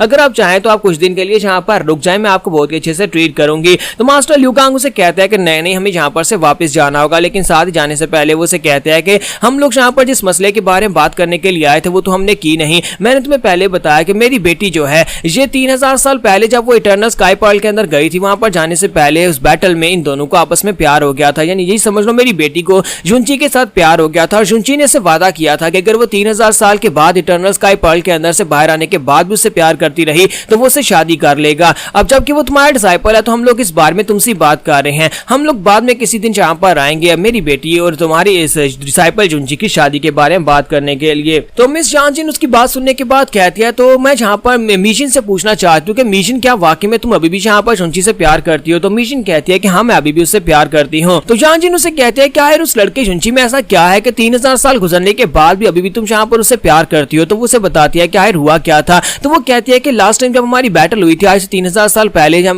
मेरे वहां पर स्काई पर्ल में जाने से पहले हमारी आखिरी बैटल में उसने मुझे एक बहुत ही गंदे तरीके से हराया था, जिसकी वजह से मेरी सोल का इंप्रिंट जो है उसकी सोल के साथ अटैच हो चुका है, जिसकी वजह से मैं उसके साथ अफेक्शन फील कर रही हूँ और मुझे लगता है कि मुझे अपनी सारी जिंदगी उसी के साथ ही गुजारनी चाहिए, जिसकी वजह से मुझे उससे प्यार हो गया है। मास्टर मो शांजिन उसे कहते हैं कि सिर्फ और सिर्फ इसी वजह से तुम उसके साथ रहना चाहती हो, उससे शादी करना चाहती हो, क्योंकि तुम्हारी सोल का इंप्रिंट उसके ऊपर पड़ गया और तुम उस मार्क को हटा भी तो सकती हो। तुम इस सोल मार्क को वहां पर से हटा दोगी तो सब कुछ ठीक हो जाएगा, तुम्हें उससे शादी भी नहीं करनी पड़ेगी। तो वो कहती है नहीं ऐसी बात नहीं है, मुझे यहाँ पर अच्छा लगता है जब कोई मेरी केयर करे, जब कोई मुझसे प्यार करने वाला हो या फिर मैं किसी से प्यार कर रही हूँ, तो मुझे ये बात बहुत ज्यादा अच्छी लगती है। इसी वजह से मैं यहाँ पर जुनची से शादी करना चाहती हूँ। तो इसी के साथ मिजिन अपने डैड से कहती है डैड चलो यहाँ पर से चलते हैं। तो उसके डैड से कहते हैं लेकिन एंगेजमेंट का क्या, तुम यहाँ पर से स्पेशली मुझे इसलिए लेकर आए कि ताकि हम लोग यहाँ पर आकर तुम्हारी एंगेजमेंट करवा सके और फिर तुम्हारी शादी करवा सके, और तुमने अभी तक उससे बात भी नहीं की। तो वो उसे कहते हैं नहीं डैड मुझे अभी उससे बात नहीं करनी, मुझे लगता है कि जितनी ज्यादा मैं उससे दूर रहूंगी उतना बेहतर रहेगा। मो शांजिन भी उसे कहती है हाँ मुझे भी लगता है कि तुम्हें उससे बात करके जाना चाहिए। तो वो कहती है नहीं,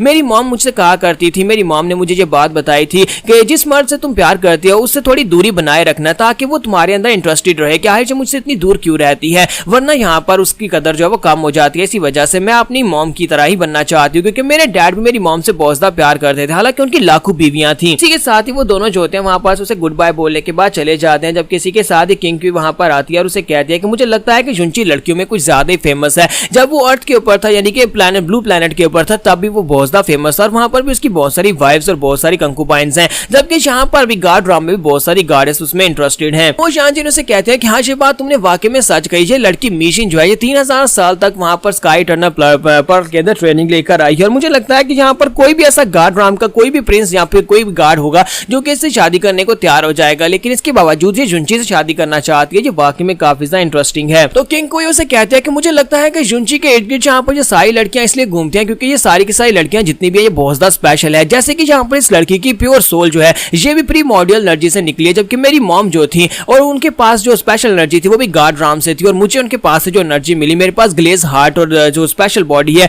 वो सारी भी स्पेशल पावर्स थी। मुझे लगता है कि जुनची के पास कुछ ऐसी स्पेशल पावर्स हैं जिनकी वजह से हमारी बॉडीज जो है वो खुद उसकी तरफ अट्रैक्ट हो जाती हैं। इसी वजह से ये सारी लड़कियां जो है उससे प्यार में पड़ जाती हैं। तुमने जुनची को तो देखा ही है कि उसके पास कितनी सारी मिरेकुलस पावर्स हैं। उसके पास ना सिर्फ इवल गार्ड की पावर है बल्कि उसके अलावा उसके पास बहुत सारी ऐसी पावर्स हैं जो कि उसके एसेंस का हिस्सा है और मुझे लगता है कि सभी लड़कियां उसके एसेंस की वजह से ही उसके प्यार में पड़ती हैं। तो ये बात सुनने के बाद जांजिन काफी हैरान होती है और कहती है हाँ ये बात तो तुमने मुझे यहाँ पर नहीं बताई है। तो इसी के साथ ही किंग कोई उसे कहती है कि मैं तो यहाँ पर एक और बात में इंटरेस्टेड हूँ कि यहाँ पर एक और इंसान है जो कि जुनची में कुछ ज्यादा इंटरेस्टेड है और वो आप है। तो वो कहती है वो मेरा डायरेक्ट डिसाइपल, अगर मैं उसमें इंटरेस्ट नहीं लूंगी तो फिर बताओ कि यहाँ पर मैं उसे ट्रेनिंग कैसे दे पाऊंगी। तो ये बात सुनने के बाद किंग क्यों कहती है कि चले मैं इस जवाब को मान लेती हूँ कि आप यहाँ पर सिर्फ और सिर्फ एक अच्छी मास्टर हैं और साथ ही वो उसे कहती है तो अब मुझे यहाँ पर से चलना चाहिए। तो इसी के साथ ही मो शांजिन उसे कहती है क्या तुम भी यहाँ पर से ऐसी जाना चाहती हो, क्या तुम उससे बात नहीं करोगी। तो वो कहती है मैं उससे क्या ही बात करूंगी, हम दोनों के दरमियान में जो रिश्ता था वो खत्म हो चुका है, हम दोनों की शादी जो है वो हम दोनों ने खत्म कर दी थी और उसके बाद अब हम दोनों में कोई भी रिलेशन नहीं है, मैं तो बस यहाँ पर उसे देखने के लिए चली आई। तो मो शांजिन उसे कहती है कि वो तुम दोनों का जो रिश्ता खत्म हुआ था वो इसलिए खत्म हुआ था क्योंकि तुम उस लड़के को बचाना चाहती थी, यानी जुनची को बचाने के लिए तुम्हें वहां पर से आना पड़ा ताकि जुनची हर किस्म के रिलेशन से आजाद हो जाए, उसे तुम्हारी टेंशन ना रहे। लेकिन अब जबकि जुनची सेफ है तो मुझे लगता है कि तुम दोनों का अपने रिश्ते को दोबारा से बहाल कर लेना चाहिए। वो सब कुछ तो ब्रह्मा गॉडेस के अटैक के बाद हुआ था क्योंकि उसने अपनी ब्रह्मा सोल माई जुनची की बॉडी के ऊपर डाल दी थी। तो किंग कोई उसे कहते हैं कि नहीं अब ऐसा बिल्कुल भी नहीं हो सकता, अब जो बिल्कुल पॉसिबल नहीं है, हम दोनों के रास्ते अलग हैं, हम दोनों का डाइवोर्स हो चुका है, लेकिन मुझे हमेशा से यही लगता रहा है कि हम दोनों जैसे हम दोनों में कोई ना कोई कनेक्शन जरूर है। ऐसा लगता था जैसे कि मैं हमेशा से जुनची के लिए ही बनी हूँ क्योंकि शुरुआत से जब हमारी शादी हुई थी उस वक्त तक मुझे इस बारे में बिल्कुल पता नहीं था कि मेरी शादी जुनची के साथ हो जाएगी, जो कि उस वक्त बिल्कुल एक बेकार इंसान था जिसके पास कोई एनर्जी कोई पावर नहीं थी। मो शांजिन उसे कहते हैं कि अब इस बात का क्या मतलब है, तुम्हारी किंग वो उसे कहते हैं कि मुझे भी इस बात का मतलब नहीं पता, लेकिन जब मैंने यहाँ पर अपनी ग्लेज हार्ट बॉडी को एक्टिवेट किया था और जब वेकन हुई थी उस वक्त मुझे कुछ ब्लरी इमेजेस दिखाई दी थी। वो ब्लरी इमेजेस को मैं यहाँ पर तुम्हें डिटेल में तो नहीं बता सकती,